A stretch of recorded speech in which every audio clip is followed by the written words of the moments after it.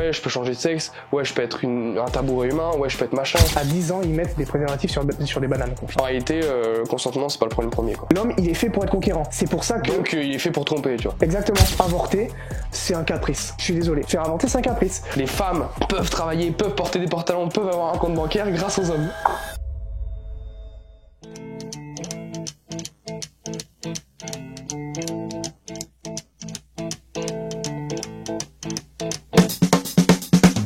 Bonjour à tous et bienvenue sur le Powercast numéro 2, le podcast qui booste votre développement personnel à travers des faits de société, des sujets percutants et l'actualité pour vous aider à atteindre votre version 2.0, le tout dans un garage. Alors, Noah. Ça va ? Ça va et toi ? En cette fin de semaine, t'es prêt à exposer des points de vue maléfiques ? Maléfique et connoté de non-bien-pensant. On commence par conseil pratique du jour. Conseil pratique. Alors. Le conseil pratique du jour. Je vais te laisser, mon ami, faire le conseil pratique du jour. Donc le conseil pratique du jour, les gars, comme d'habitude, ça n'a rien à voir avec le sujet du podcast. Moi, ça fait 2 semaines, un mois, que je me suis mis un temps d'écran sur mon téléphone d'1 heure. Sur tous les réseaux. Donc j'ai YouTube, Insta, TikTok, tout confondu. C'est pas 1 heure Insta, 1 heure TikTok, non, c'est tout égale 1 heure. Et en fait, je vous conseille de faire ça parce que ça va vous déconnecter des choses qui sont pas réelles, donc des réseaux sociaux.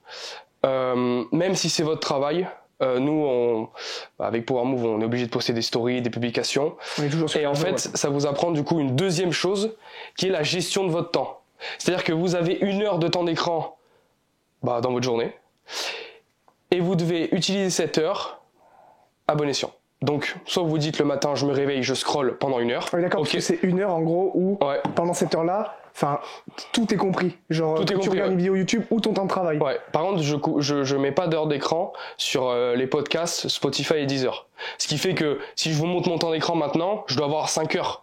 Mais c'est tout confondu, c'est-à-dire avec des podcasts, des musiques, puisque j'écoute beaucoup de podcasts, donc forcément ça va être 5 heures. Mais en réalité c'est 1 heure de divertissement. Okay. Et ça vous apprend à gérer votre temps. Si le matin vous voulez vous réveiller et scroller comme des merdes, vous pouvez. Par contre c'est l'heure que vous aurez écoulée. Et vous pourrez pas, vous détendre le soir quand vous rentrez de votre travail. Ou travailler sur, si vous avez besoin de travailler. Exactement. C'est très intéressant ça. Moi je suis obligé, parce que tu sais, s'il y a des publications à poster, je me dis, putain attends, scrolle pas, tu vois. C'est intéressant. Et c'est hyper intéressant. C'est vrai que c'est intéressant. Et mettez-le en place, vraiment. Le conseil du jour. Maintenant. Citation du jour, tu veux la faire ? La citation du jour. Est-ce que tu l'as fait ? Est-ce que je la fais ? Vas-y, fais-la. Allez. La citation du jour. Alors attends, je l'ai plus que j'aille la retrouver. Elle est dans l'épisode script. Ouais. Je vous la lis parce que on a marqué, c'est vrai qu'elle est assez marquante. Je préfère vous la lire comme ça, c'est clair et ça rentre bien. La déconstruction n'est pas une renaissance, c'est l'effacement progressif d'une identité jusqu'à ce qu'il ne reste plus que le vide. Ça, c'est très intéressant. À l'image d'une maison qu'on explose avec un boulet de démolition, à la fin, il reste que des gravats. On a déconstruit, mais c'est pas la déconstruction, c'est pas de la reconstruction.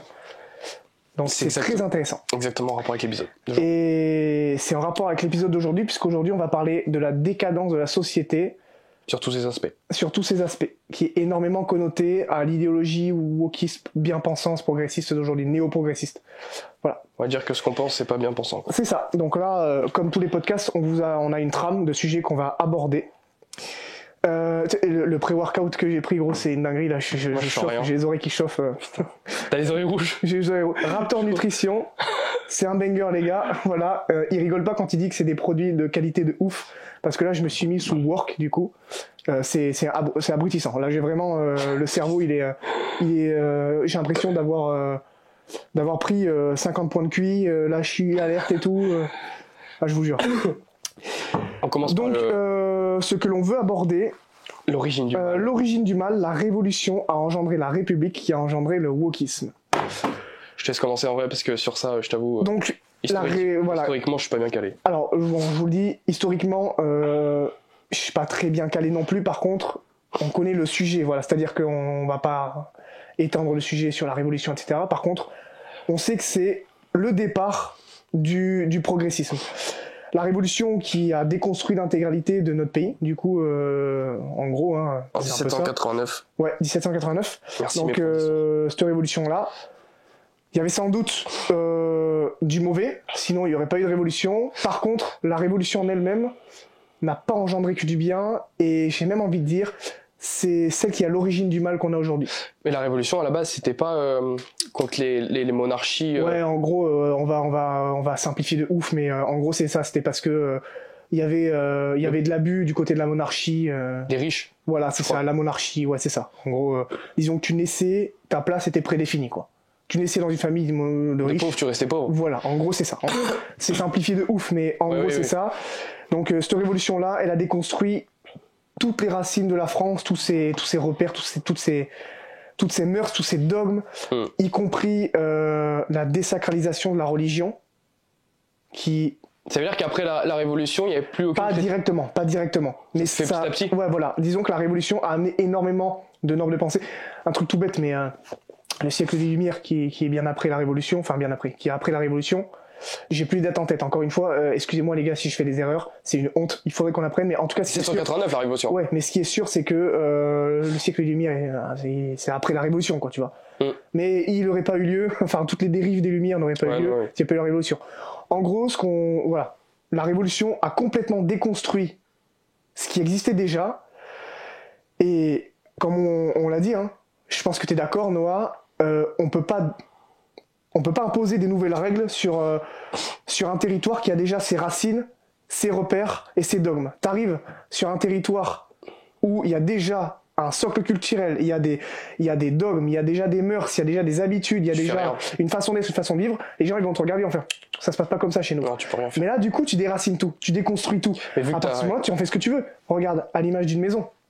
La maison, on la détruit. En fait, tout simplement, on peut pas refaire quelque chose à partir d'une maison telle quelle. Je veux dire, comme un système, ouais. C'est ça. Une maison, si tu la détruis pas, tu peux refaire quoi à l'intérieur, machin, mais la structure reste la même. Donc tu peux pas tout changer. Par contre, tu prends un boulet de démolition, tu casses cette maison, et bien en fait, tu peux refaire ce que tu veux avec les gravats. C'est ce que la révolution a fait. La révolution, c'est le boulet de démolition. La révolution, c'est le boulet de démolition qui a détruit tous les repères de la France. Et petit à petit, on en est venu au néo-progressisme d'aujourd'hui. On va vous sauter toutes les étapes de la révolution jusqu'à aujourd'hui, mais partez du principe que la révolution est à l'origine du wokisme qu'on a aujourd'hui. Voilà, tout simplement. C'est intéressant quand même. Voilà. Ça, c'est... La révolution française. C'est là que du coup toutes les dérives wokisme, changement de sexe sont apparues. Ce serait jamais arrivé. Mais c'est quoi qui a fait que c'est arrivé comme ça? C'est intéressant. C'est quoi qui... Parce que ça veut dire quoi il y a eu la révolution, ils voulaient pas ça, les gens qui ont fait la révolution. Oui, c'est ça, ils voulaient pas. En fait, il y avait effectivement, il y avait forcément du mal. Après, il y a aussi la modernité qui a ramené son... Oui, mais la modernité, regarde, là, imagine, regarde. On aurait gardé les codes et les mœurs de la France d'avant.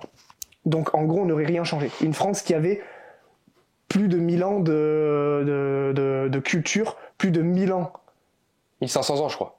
À partir de la Révolution, je sais pas. Ah oui, bah non. Mais ça avait plus de 1000 ans de culture. D'histoire, ouais. D'histoire. On a la plus grande... de façon d'être. Est-ce qu'on est le pays qui a la plus grande histoire? Je sais plus. Je sais pas, mais je crois qu'on on est un des pays avec... Ouais. Mais t'imagines, plus de 1000 ans de façon d'être, plus de 1000 ans de culture, plus de 1000 ans d'habitude, 1000 ans de repères, de racines, tu vois. Après, moi, je suis pas dans le camp aussi des gars qui vont dire que avant tout était parfait et maintenant c'est de la merde, tu vois. Mais ce que je veux dire, c'est que en gros, la révolution n'aurait pas eu lieu, toutes les dérives de la modernité non plus, parce qu'en fait la France aurait déjà eu ses repères. C'est ce que je disais, regarde, tu arrives dans un pays où il y a déjà des repères, des façons de vivre, des façons d'être, une culture établie, une façon de se comporter, en gros des repères, des dogmes, quoi. Le pays est construit sur un fonctionnement bien précis, bien stable. Ouais. Tu fais pas ce que tu veux sur ce pays. Non. Là, tu peux pas instaurer ce que tu veux. T'as beau arriver en disant, tenez, regardez, j'ai ça de nouveau à apporter. Les gens, s'ils repèrent que c'est un petit peu déviant et tout, ils vont te dire, non. T'as vu? Là, j'ai des pics, mec. Ah, le pré-workout qui marche. J'ai des pics dans les oreilles, là. T'as vu? Oh, putain. Ouais. Mais du coup, là, les gens, ils vont te dire, non, ça marche pas comme ça ici. On a nos racines, notre culture, notre façon de fonctionner. Maintenant, tu rafles tout. Tu reconstruis tout, tu détruis tout. Enfin, tu reconstruis pas, mais tu détruis tout. C'est pour... Ouais. Ben, tu fais ce que tu veux. Encore une fois, on parlait d'un terrain. Tu prends un terrain, il y a 4 bâtiments dessus, bah, tu fais rien. Par contre, tu rases tous les bâtiments qu'il y a sur ce terrain, bah à la fin t'obtiens un terrain vague sur lequel tu peux reconstruire ce que tu veux. Avec n'importe quelle idéologie, n'importe quelle norme de pensée. Ça me fait penser... Mais c'est exactement la République qui essaye de tout détruire maintenant, de détruire les normes. Bon, c'est déjà fait. Hein. C'est déjà fait. Mais il y a des gens qui ne se font pas berner par la République. Ouais. C'est les paysans qui sont au fin fond de la Creuse. Oui, parce qu'ils sont abandonnés déjà de la République. Mais c'est surtout parce que eux, ils ont gardé leurs normes de pensée. Ils ont gardé... en fait, ils se font pas manipuler. Et la République a extrêmement du mal à les bercer eux. Mais c'est parce que eux, ils ont gardé vraiment le socle... Le socle, enfin eux, il n'y a pas de modernité chez eux. Tu vois, mais là aujourd'hui, on est vraiment sur une France qui est très urbanistique quand tu regardes. Quand tu réfléchis, tout se passe dans les métropoles. Dans les campagnes, il n'y a presque plus rien. Mais tu vois, exemple, moi je viens intégralement de la campagne. Toute ma famille vient de Dordogne. On a tout notre sang là-bas. C'est très paysan. C'est vraiment des trucs. Ouais, bah oui. Et ces gens-là ne se laissent pas bercer. Mais non, moi, il y a là-bas, moi quand j'y vais, bah tu sens la paysannerie. Tu sens effectivement ce que les gens pouvaient connoter d'esprit français que moi j'ai pas connu, j'ai que 24 ans. Mais tu sens. C'est-à-dire que il y a encore, alors pas forcément trop de chrétiens parce que ça s'est beaucoup perdu, mais la religion est encore bien présente. Dans ma famille un petit peu moins, même si mes arrière-grands-parents et tout étaient chrétiens, mais ce que je veux dire c'est un petit peu moins. Il y a que moi qui suis vraiment chrétien dans les générations de mon âge de ma famille. Et tu sens la paysannerie, tu sens vraiment ce côté rustique France d'avant, tu vois. Tu le sens là-bas. Parce que c'est des gens déjà, la République a fait l'erreur de les laisser pour compte, c'est-à-dire de les laisser tout seuls. Erreur. Si la République voulait tout contrôler, ce qu'elle cherche à faire, je pense, hein, on n'est pas complotiste. Un complotiste, il faut savoir qu'il a raison 5 ans après qu'on l'ait traité de complotiste. Enfin bref. La République a fait l'erreur de les laisser pour compte. Mais tu laisses pas des gens comme ça aussi solides pour compte, avec des dogmes et des mœurs déjà préétablis. Le problème, c'est que eux, du coup, c'est bien. Ils vivent encore. C'est bien, mais c'est une erreur de la part de la République parce que ces gens-là vivent encore avec les traditions d'avant. Ouais. Un truc tout con, hein, mais mon grand-père, il s'est il y a pas longtemps. Ouais. Bon, il est allé chercher le fusil dans le cellier. Les Parisiens, ils se cachent dans le placard. Ouais. Ils appellent la police. Voilà, et après, derrière, ils viennent la critiquer. C'est ça. Et après, ils viennent la critiquer. Mais quand il faut l'appeler, il l'appelle. Mais c'est un truc tout bête, là. J'ai vraiment cité un exemple caricatural. Mais ce que je veux dire, c'est que là-bas, même, le côté très... la camaraderie, le côté un peu plus autosuffisance, le côté agriculture, le côté on va plus chasser pour aller manger, tu vois, au lieu d'aller dans les grandes surfaces, on privilégie énormément les achats d'agriculteurs, etc. Tu vois, par exemple, typiquement la viande, nous c'est chez le boucher, c'est notre boucher. Quand dans le village, la petite ville de Dordogne, ma ville, t'achètes local, ouais. Ma vie familiale, on achète local. Et même pour les légumes et tout, tu vois. Ça c'est bien parce que ça aide à faire vivre. Ouais, c'est ça.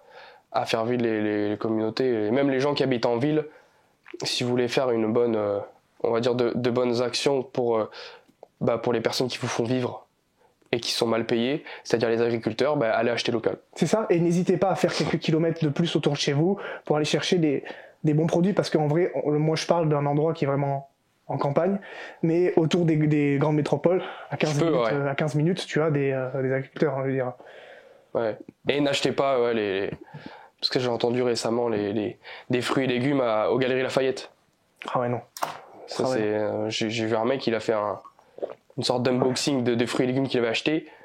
Mec, le reçu bancaire, c'était je sais pas combien euros le kilo. Je crois que c'était 100 balles le kilo pour un kiwi ou je sais pas quoi. Non, des cerises. Une barquette de cerises. 100 balles la barquette, frère. Ou un truc comme ça, je sais plus ce que c'était. Et même la consistance d'un légume agriculteur, tu le sens, c'est pas la même que 1 kilo de tomates d'agriculteur, 1 kilo de tomates de merde, quoi, OGM. Au champ, ouais. Tu le sens, la tomate issue de l'agriculture biologique et locale, tu sens qu'elle te cale plus, tu sens que c'est beaucoup plus nutritif. Tu vois, et en plus, c'est une bonne action, tu le sens. Et ça s'est perdu. Aujourd'hui, c'est mondialisation. Aujourd'hui, c'est consommation, machin. Oui, c'est une économie. Mais ça, voilà, la République cherche à tuer la paysannerie.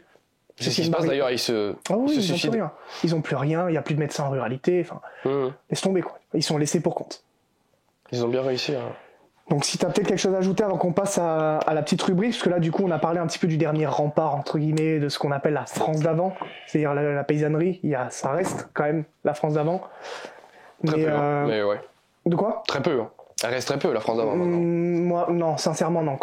Moi qui viens de ruralité, tu le remarques. Ouais, tu viens de ruralité. Ouais, mais du coup, dans les zones rurales mais c'est la minorité. C'est une minorité du pays. Ouais, les grandes métropoles, c'est une métropole, mais autour, c'est de la ruralité, tu vois. Alors, mais qui habite le plus ? Où ? Qui habite le plus où ? Ah, bah, si, en vrai. En ville ou en campagne ? Si on fait.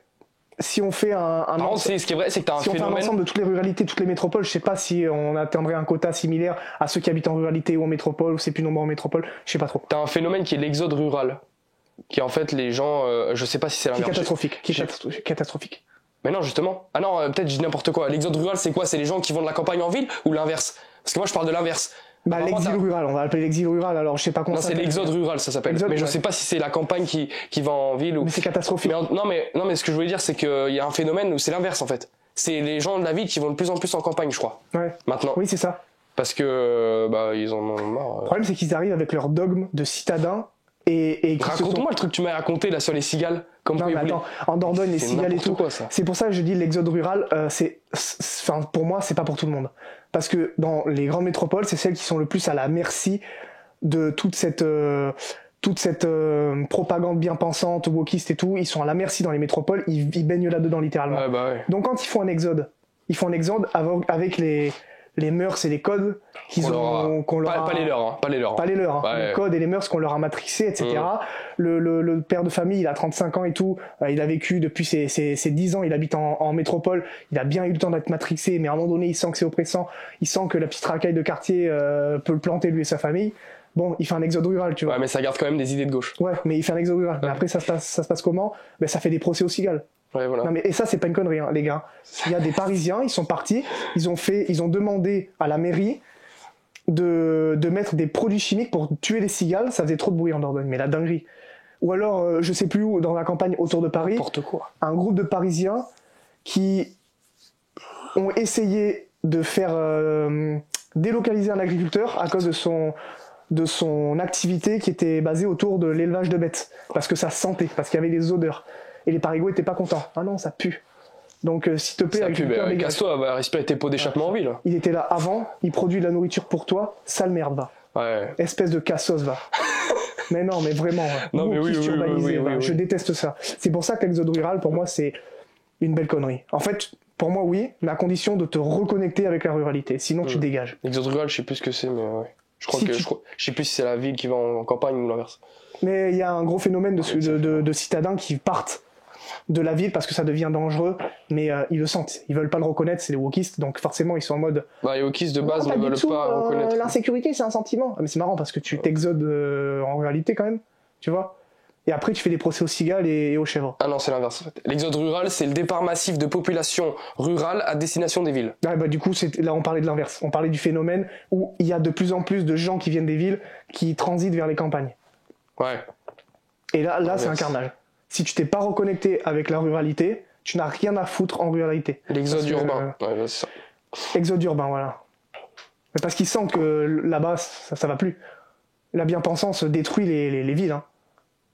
Surtout même en termes de sécurité, c'est plus... Ouais, mais ils le sentent, ça. En campagne, t'es vraiment bien plus en sécurité. Mais complètement. Malgré ce que certaines personnes pourraient dire, t'es bien plus en sécurité en campagne qu'en ville. Hein. Du coup, on en vient, Noah, à la rubrique suivante, c'est le wokisme déconstruit tout. Bon, on l'a vu, hein. Le wokisme déconstruit tout ce qui bouge. Enfin, tout ce qui colle avec des mœurs d'avant. Tout ce qui veut se conformer aussi. Tout ce qui... Il te force à te conformer, mais la propagande va marcher sur une personne qui se laisse conformer. Et qui n'a pas vraiment d'opinion. Quand tu regardes les gens qui se laissent conformer par le wokisme, on leur dit « Ouais, ton gamin, il va changer de sexe. Oh, bah ok, d'accord. » C'est des gens qui, de base, je suis désolé, hein, c'est des gens qui, de base, n'ont pas travaillé leur sens critique, leur opinion. Oui, c'est ça, des gens qui se lèvent... Ils répètent du par cœur. Ouais, non, mais c'est ça. C'est des gens qui se laissent berner par BFM TV toute la journée et qui se laissent conformer, en fait, par ce genre de propagande. Parce qu'en fait, quand tu regardes le wokisme, en vrai, on peut l'associer à un mode ultra-libéral. Le wokisme. C'est en gros... C'est là où c'est vicieux. En vrai, le wokisme, c'est... tu leur demandes, c'est ouais, je peux changer de sexe, ouais, je peux être un tabouret humain, ouais, je peux être machin, C'est de l'ultra libéral, en fait. Ultra-libéralisme. Libéralisme, ouais. Le wokisme, en soi. Ben, en soi, je te rejoins sur le fait qu'à la base, c'est dissimulé en ultralibéralisme. Mais c'est l'ultralibéralisme. Mais non, la vérité, c'est que le wokisme, c'est du communisme mental. C'est-à-dire que si justement, on ne te demande pas d'avoir un sens critique, on te demande d'adopter, de boire les idées du wokisme. Ouais. Donc au final, c'est du communisme intellectuel et du communisme comportemental qu'on te demande. Puisque si jamais... Ouais, non, mais ce que je voulais dire, c'est genre le wokisme, le mouvement en lui-même, il est ultra-libéral dans le sens où tu peux faire tout ce que tu veux. Ouais, entre autres, il est... T'as le droit d'avoir des relations avec n'importe quel sexe, bientôt la zoophilie, moi je te le dis, elle va être... bah déjà, elle va être pédophilie, du côte extrême gauche, il y a des trucs bizarres. Hein. Ouais, Déjà. bah oui. Bon, ça, oui. Mais tu vois, tu peux te reproduire avec n'importe qui. Il te laisse le choix sur ton sexe. Il te laisse le choix sur ton genre. En fait, on te dit, ouais, t'es libre. Tout ce qu'on t'a dit depuis la naissance, que t'étais un garçon, c'est des constructions sociales. Ça revient à penser, oui, là, le mouvement, c'est du communisme, mais l'intérieur de celui-ci, c'est vraiment vouloir être libéré de toute construction sociale et de toute norme de pensée. En fait, c'est ça le wokisme. Ouais, mais du coup, ils sont en train de construire des nouvelles constructions sociales. Bah oui, mais ils sont cons, ils comprennent pas ça. Mais en réalité, ils veulent ne plus appartenir à une norme de pensée précise. Par exemple, je sais pas, les trucs le sexe.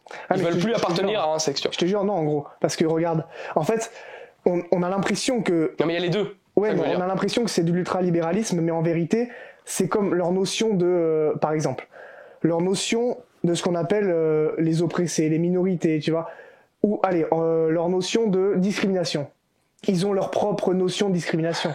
C'est-à-dire qu'aujourd'hui, tout con, mais t'es hétérosexuel et blanc, la discrimination, on va te dire non, t'es pas indiscriminé. Alors que, admettons que tu subisses, je dis ça parce que je connais les gens qui... Enfin bref, t'es hétérosexuel, t'es un mec qui fait du sport, et au travail, il se trouve que t'es dans une boîte qui est extrêmement progressiste dans les façons de penser, et du coup, tu te fais tout le temps tailler, tu te fais tout le temps mal regarder, tu te fais tout le temps juger, on te donne pas de responsabilité parce que t'es un mec sportif hétérosexuel. Ça s'appelle littéralement de la discrimination. Moi, oui. Ça s'appelle de la discrimination. On est d'accord? Ouais. Ben, pour eux, non. Ben, c'est la même chose que le racisme anti-blanc. Le racisme anti-blanc n'existe pas. Donc pour eux, en fait, ils ont remanié la notion de racisme. Ben, moi, je le sais parce que, tu sais, quand j'étais au CQP, on nous a fait un cours dans l'année sur la discrimination. Mais je le sentais venir, gros. Tu sais, j'ai le pif, j'ai l'instinct. Je le sais.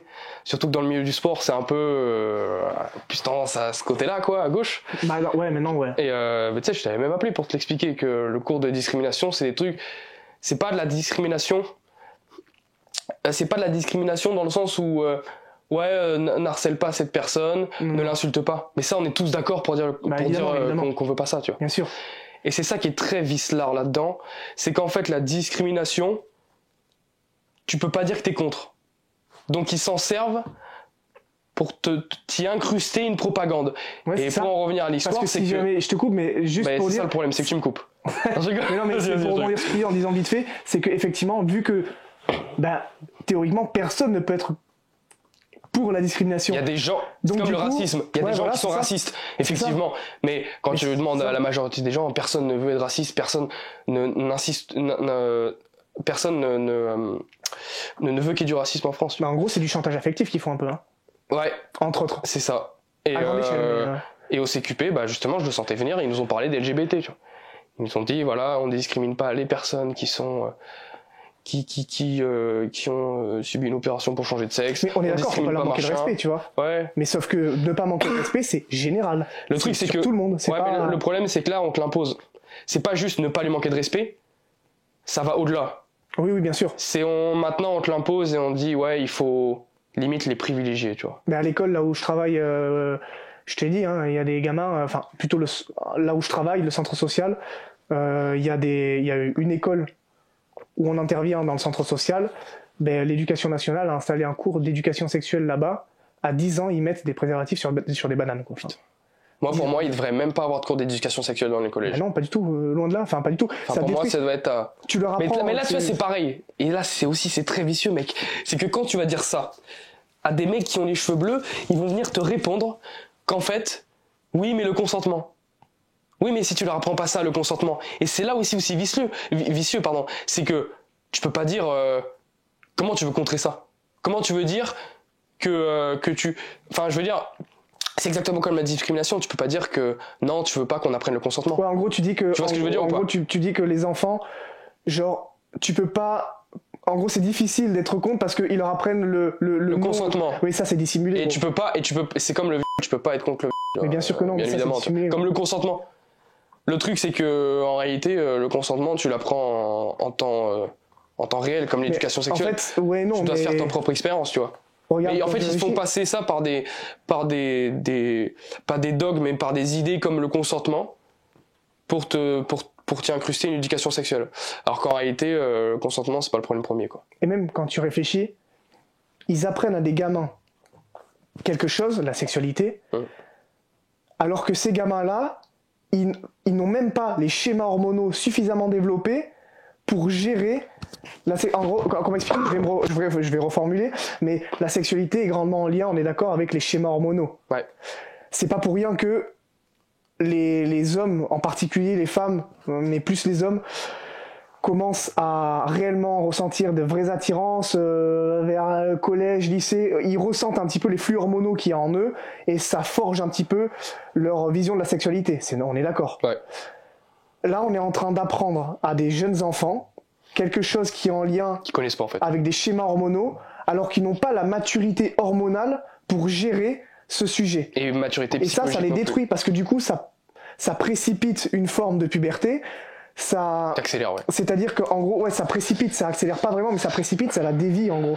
C'est-à-dire que là, t'es en train d'apprendre à des enfants quelque chose qui est en lien avec des schémas hormonaux, alors qu'ils n'ont même pas la maturité hormonale nécessaire pour comprendre ce genre de choses, tu vois. C'est comment ça expliquer. A été prouvé en plus avec des études. Mais c'est comme si t'enlevais la testostérone à un gars et tu lui apprenais que la testostérone c'est l'hormone masculine. Il en sait rien, il en a plus. Tu vois, mais là c'est pareil. Les enfants, ils ont pas du tout les schémas hormonaux nécessaires pour gérer tout ce qui touche à la sexualité. Donc, induire ça à leur jeune âge, ça détruit complètement leur développement parce qu'en fait, t'es en train de précipiter quelque chose. C'est pas pour rien que la puberté, elle arrive entre 12 et 15 ans. Hein. C'est pas pour rien. Oui, c'est naturel. Donc, tu parles de choses qui sont en lien avec la puberté et même encore, la puberté, c'est pas suffisamment maturé en termes de schémas hormonaux, ils découvrent la notion de la sexualité quand la puberté arrive. Donc c'est déjà compliqué d'induire la notion sexuelle à ce moment-là, parce que du coup ils gèrent pas encore tous ces influx chimiques qu'il y a en eux. Alors si t'en parles à des gamins qui sont en primaire, ils ont même pas les influx chimiques pour comprendre ça. Et donc du coup tu crées une déviance complète. Tu vois, tu vas précipiter une prépuberté dérivée. Tu vois, enfin c'est très mauvais. Il y a des études qui l'ont montré en plus. Ouais. Mais là, par contre, les études, on en prend pas conscience, là. Est-ce que tu veux rebondir vite fait en parlant des enfants ? Oui, bah les enfants, il y a une énorme propagande sur ça, comme tu as dit, l'éducation sexuelle. Mais ça, c'était la version soft. Il y a quelques années récemment. Maintenant, la propagande, c'est plus juste de l'éducation sexuelle, c'est plus juste du consentement. Maintenant, t'as carrément des... Bah, tout le monde le sait, hein, t'as carrément des drag queens qui viennent quand t'es en primaire, en train de faire ton cours et qui te pose la question, qui te pose des questions sur le genre, tu vois, un truc qui a même pas lieu d'être, sur le sexe. Et ça, je suis désolé, aussi, ça participe à la propagande. Et je sais qu'il y a des gens, quand j'exprime ce point de vue, c'est ce qu'ils me disent. Ils me disent, ouais, mais ça, c'est une minorité et tu vois que ça. En réalité, c'est pas ça, c'est pas ce qui se passe le plus. On me dit des trucs du genre, ouais, mais ça, il y a que toi qui le vois, en vrai. Ah ouais. Non, c'est pas de la propagande. Si c'est pas de la propagande, je vois pas ce que c'est. Non plus. Si quand dans des émissions de télé, tu vois, ils font intervenir maintenant de plus en plus souvent des drag queens qui viennent faire des sketchs ou qui viennent chanter, ça peut paraître banal ce que je dis. Enfin, ça peut paraître banal des interventions comme ça de drag queens qui viennent chanter. Mais c'est de la visibilité que tu donnes. Donc... Volontairement, ouais. Pour normaliser ça. Volontairement, mais même ou pas, que ça soit volontairement, tu donnes de la visibilité, donc forcément... tu promeus, je crois que c'est comme ça qu'on dit, tu promeus ce genre d'idéologie. Mais en fait, le truc, c'est que c'est ça. Quand t'invites des gens... La visibilité, elle est donnée spécifiquement pour commencer à normaliser ça et à induire que c'est une possibilité. Alors qu'on le sait, les enfants, quand tu leur induis une problématique, ils finissent par se créer des problèmes autour de ça.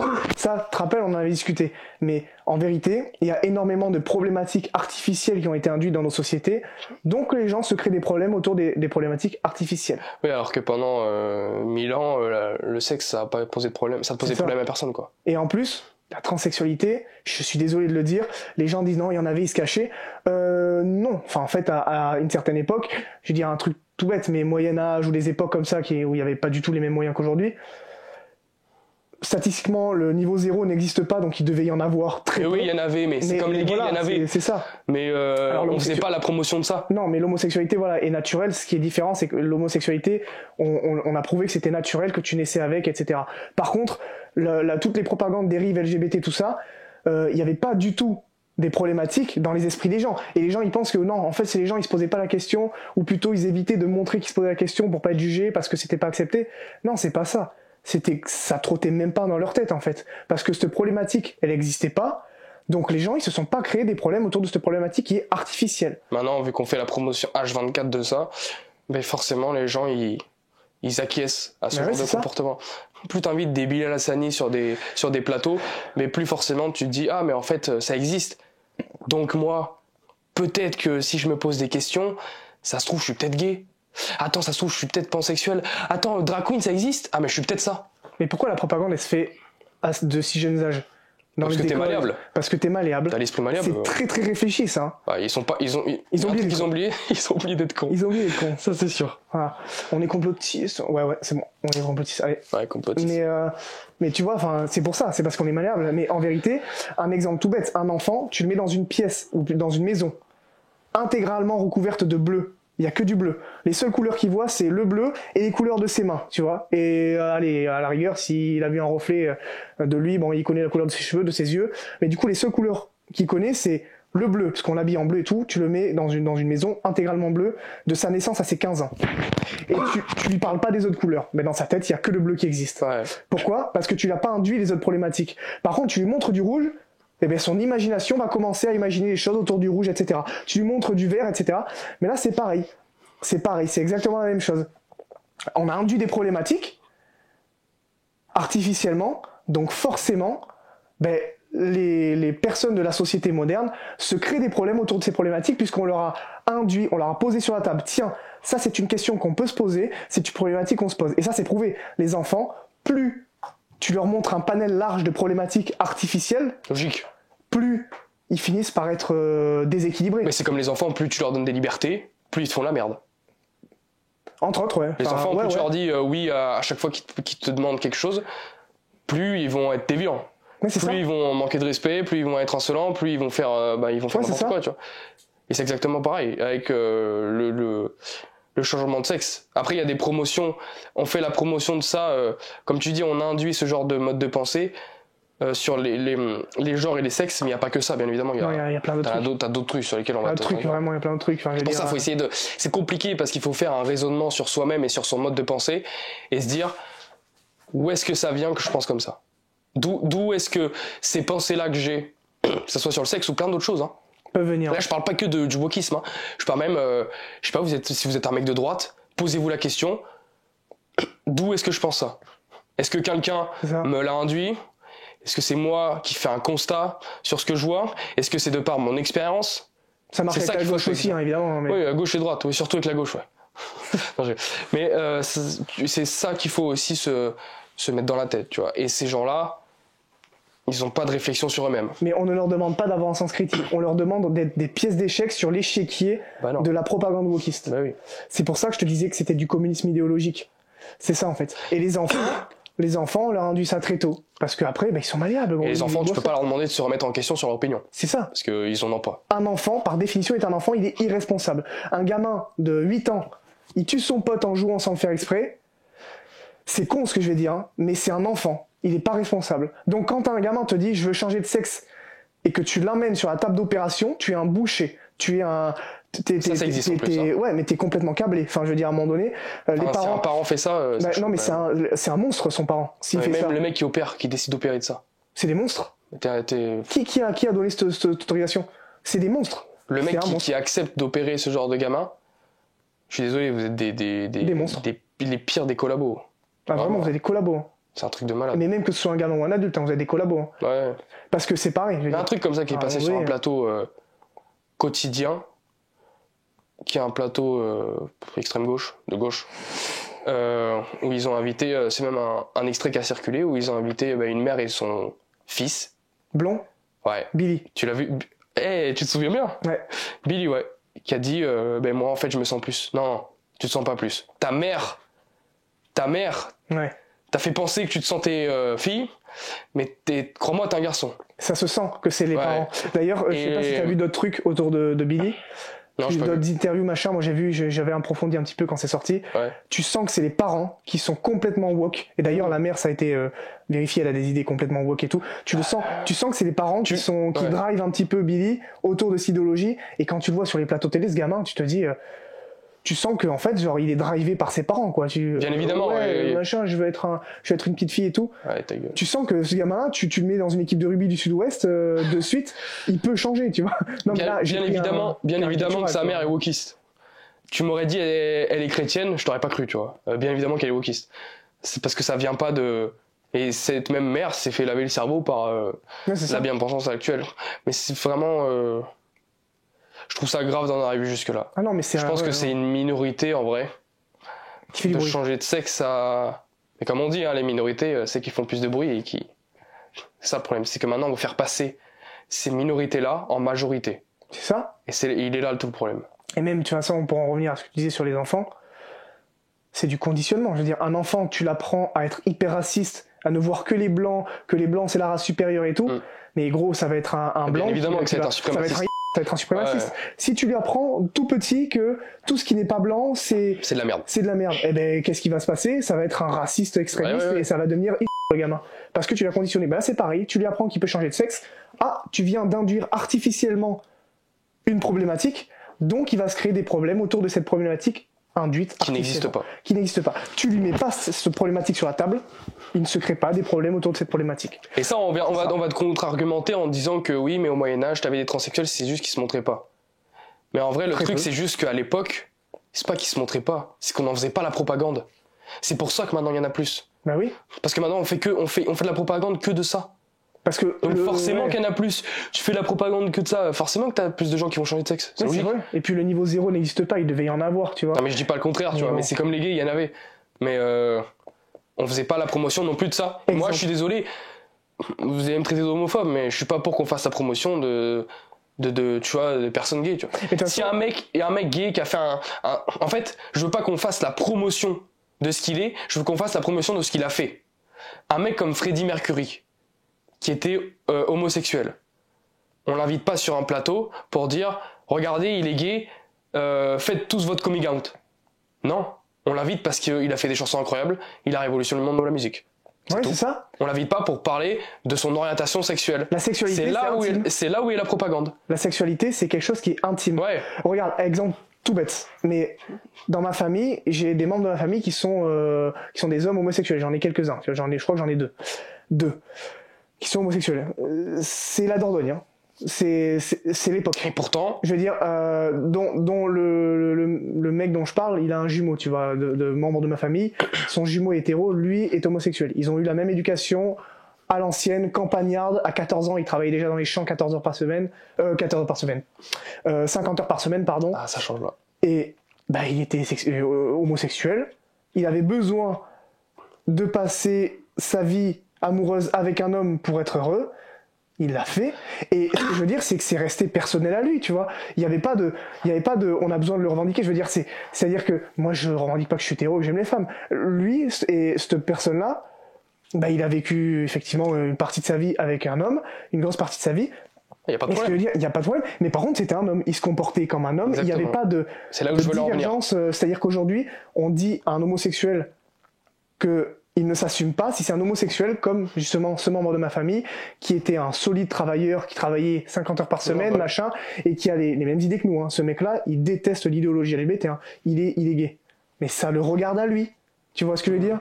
C'est pas une idéologie, c'est une orientation sexuelle propre à toi. C'est là où je voulais en venir, que le progressisme actuel aussi, il veut féminiser, donc forcément quand t'es gay... Ouais, voilà, c'est ça.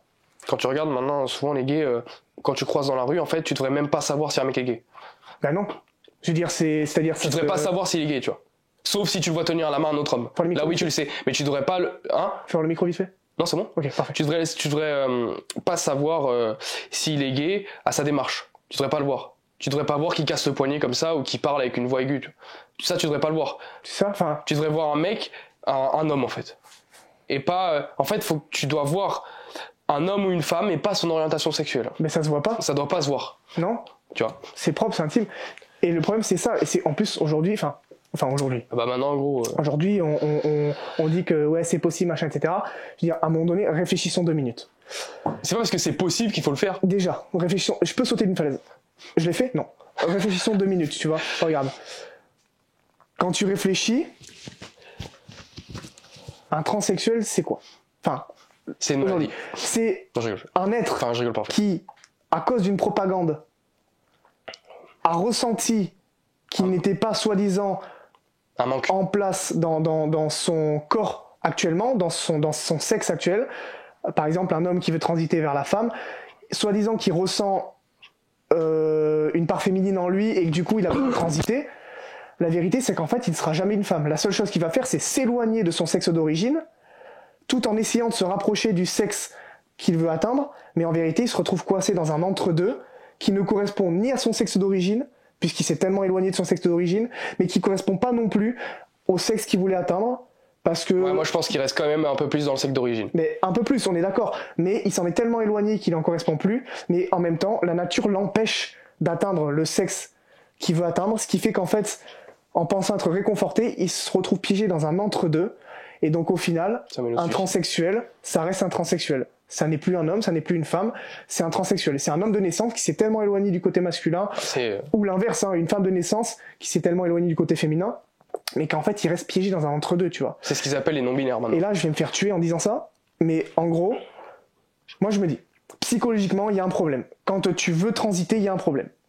Déjà, c'est qu'il y a un souci psychologique quand tu te dis... Et quand tu regardes ces gens-là, mec, ils ont des problèmes familiaux, ils ont eu des drames dans leur vie. Quand tu regardes très souvent, ils ont manqué d'une figure masculine, d'un père.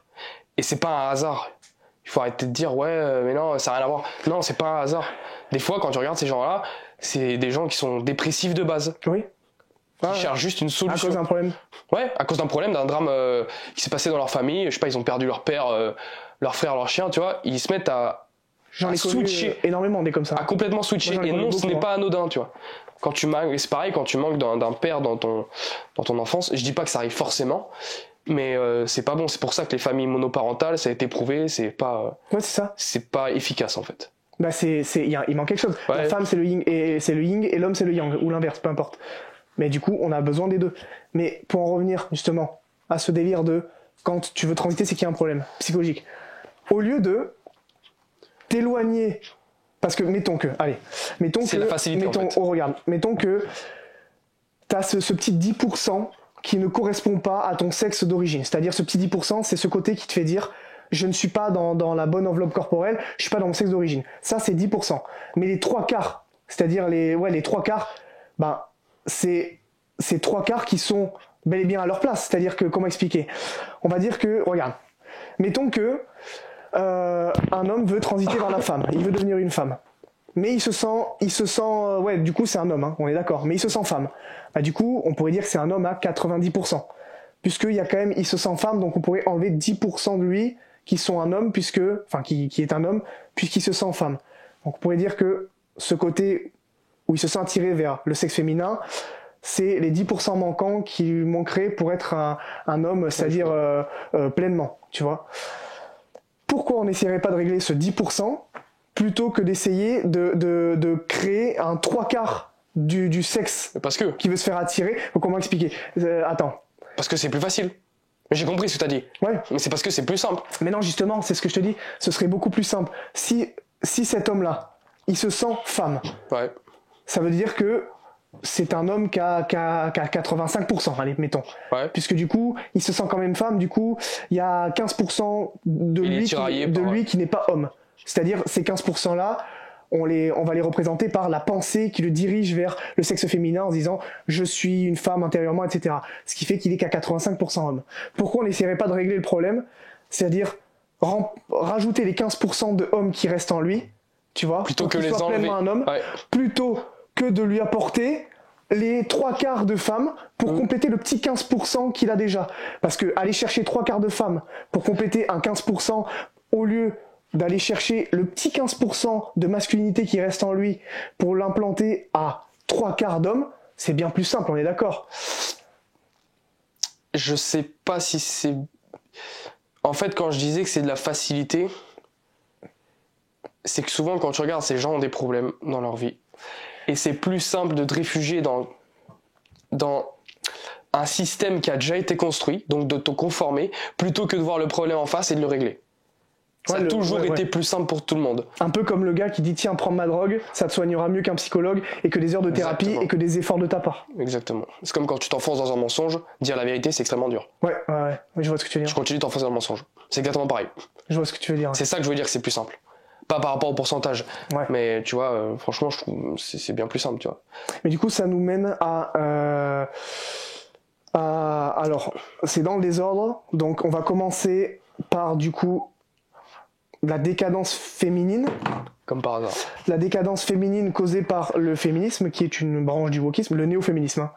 Je pense qu'on est d'accord, toi et moi, pour dire que le féminisme à l'époque, il avait une raison d'être et il avait sa place. Aujourd'hui, c'est du néo-féminisme. C'est un féminisme qui ne vise plus à égaliser les hommes et les femmes, mais plutôt à créer une fausse égalité ou plutôt à favoriser les femmes. Comment expliquer ? Je sais pas trop comment on pourrait le dire, mais à l'époque, le féminisme, il visait à remplir les manques qu'il y avait chez les femmes dans la société. Oui, les femmes n'avaient pas le droit de vote. Ouais. Les femmes n'avaient pas le droit de porter le pantalon. Pas de compte bancaire aussi. Pas de compte bancaire. C'est bien évidemment, on n'est pas là à dire que le féminisme n'avait pas lieu d'être. On dit juste que maintenant, du coup, comme tu dis, c'est passé à une supériorité de la femme. C'est ça. Plus qu'une égalité. Et dans tous les cas, même si c'était juste une égalité, ce serait impossible. Ouais, parce que l'égalité n'existe pas. Parce qu'on n'est pas égaux, mais même sur n'importe quoi, tu vois. La nature n'a pas d'égalité. L'équité, c'est quelque chose qui a été inventé par l'homme. C'est-à-dire mettre tout le monde avec les mêmes dispositifs de départ pour que tout le monde ait sa chance. Mais même ça, dans la nature, il n'y a pas ça. Et en plus, déjà, l'équité... Non, c'est ce que je t'ai dit. L'équité a été créée par l'homme. L'égalité, ouais, voilà, exactement. L'équité a été créée par l'homme. L'équité n'est pas dans la nature. Un exemple, sur la piste d'athlétisme. Tout le monde a le même départ aux 100 mètres et on a tous 100 mètres à faire. À partir du moment où le pistolet retentit, c'est la nature qui parle. Qui a les meilleurs gènes ? Ou alors l'entraînement. Qui a le meilleur entraînement, etc. L'équité, c'est pas... sur une piste d'athlétisme, par exemple, on va mettre une femme qui part avant ou qui est à 10 mètres avant. Non, l'équité, c'est... Non, l'égalité, par exemple, ce serait pour le résultat. En fait, l'égalité, c'est... Non, l'équité, je parle. Mais justement, ce que je te dis, la différence, c'est que l'égalité, c'est la recherche du même résultat pour tout le monde. Ah oui. Donc, c'est-à-dire que... Donc la femme, on va la mettre un peu en avance. Par exemple, si les hommes concouraient contre les femmes, la femme, elle aurait peut-être 20-30 mètres d'avance sur un 100 mètres, tu vois. L'équité, c'est on les met tous au même stade. L'équité, c'est on donne le même départ à tout le monde et non pas le même résultat à tout le monde. Bah même ça dans la nature, ça marche pas. Ça n'existe pas, l'équité. C'est inventé par l'homme. Mais c'est simple, quand tu vois, il y a des gens qui naissent riches, d'autres qui naissent pauvres. Oui.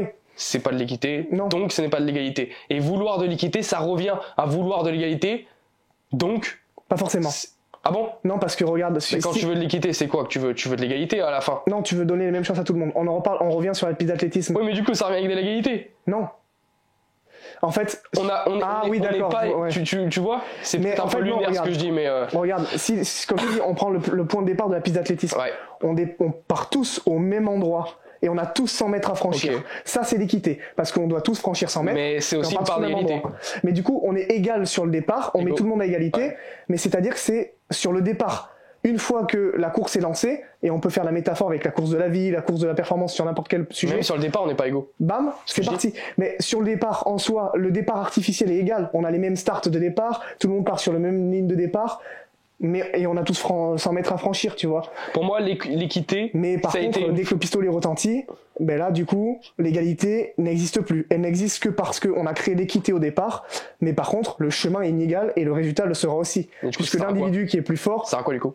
Ça sert à donner les mêmes chances à tout le monde et à savoir qui est réellement plus fort. Plutôt que de mettre un mec avec 30 mètres d'avance... en sachant que, ouais, mais du coup, vu que lui, il a un problème musculaire à la jambe droite, on le met avec 30 mètres d'avance avec un mec qui concourt, et ce mec-là, il a pleinement ses capacités physiques, il est entraîné. Bah, le mec qui a 30 mètres d'avance, s'il gagne, il a pas gagné parce qu'il est meilleur. Il a gagné parce qu'on l'a foutu de 30 mètres d'avance, tu vois. Pour moi, l'équité, c'est une forme plus douce de demander de l'égalité. Faut faire attention, ça peut en dériver, ouais. Pour moi, l'équité, maintenant, c'est une dérive. Les féministes, elles sont là à dire, ouais, non, nous, on veut pas de l'égalité, hein, on sait, hein, on veut juste de l'équité. Non, c'est pas vrai. En vrai, vous voulez de l'égalité, mais surtout même, c'est une manière plus douce de demander de l'égalité, en fait. Et ouais, c'est ça. Et puis quand tu réfléchis, c'est ça. Ouais, c'est un peu ça, en fait. Et même quand tu réfléchis, comment eux, ils cherchent à atteindre l'égalité. Vu que dans la nature, l'égalité n'existe pas. Encore une fois, on parle de la je vais simplifier. Même l'équité n'existe pas dans la nature. Aujourd'hui, c'est-à-dire que vu que l'égalité n'existe pas, on attrape celui qui est devant, on le tire en disant non, non, non. Nous, on est là parce qu'on est moins bon. Rao, tu viens avec nous, tu vois. Et tu bouges pas, t'avances en même temps que nous à notre rythme. Et là, Par exemple, dans un sport. Par exemple, dans un sport. C'est comment j'appelle ça? J'appelle ça de la redistribution génétique.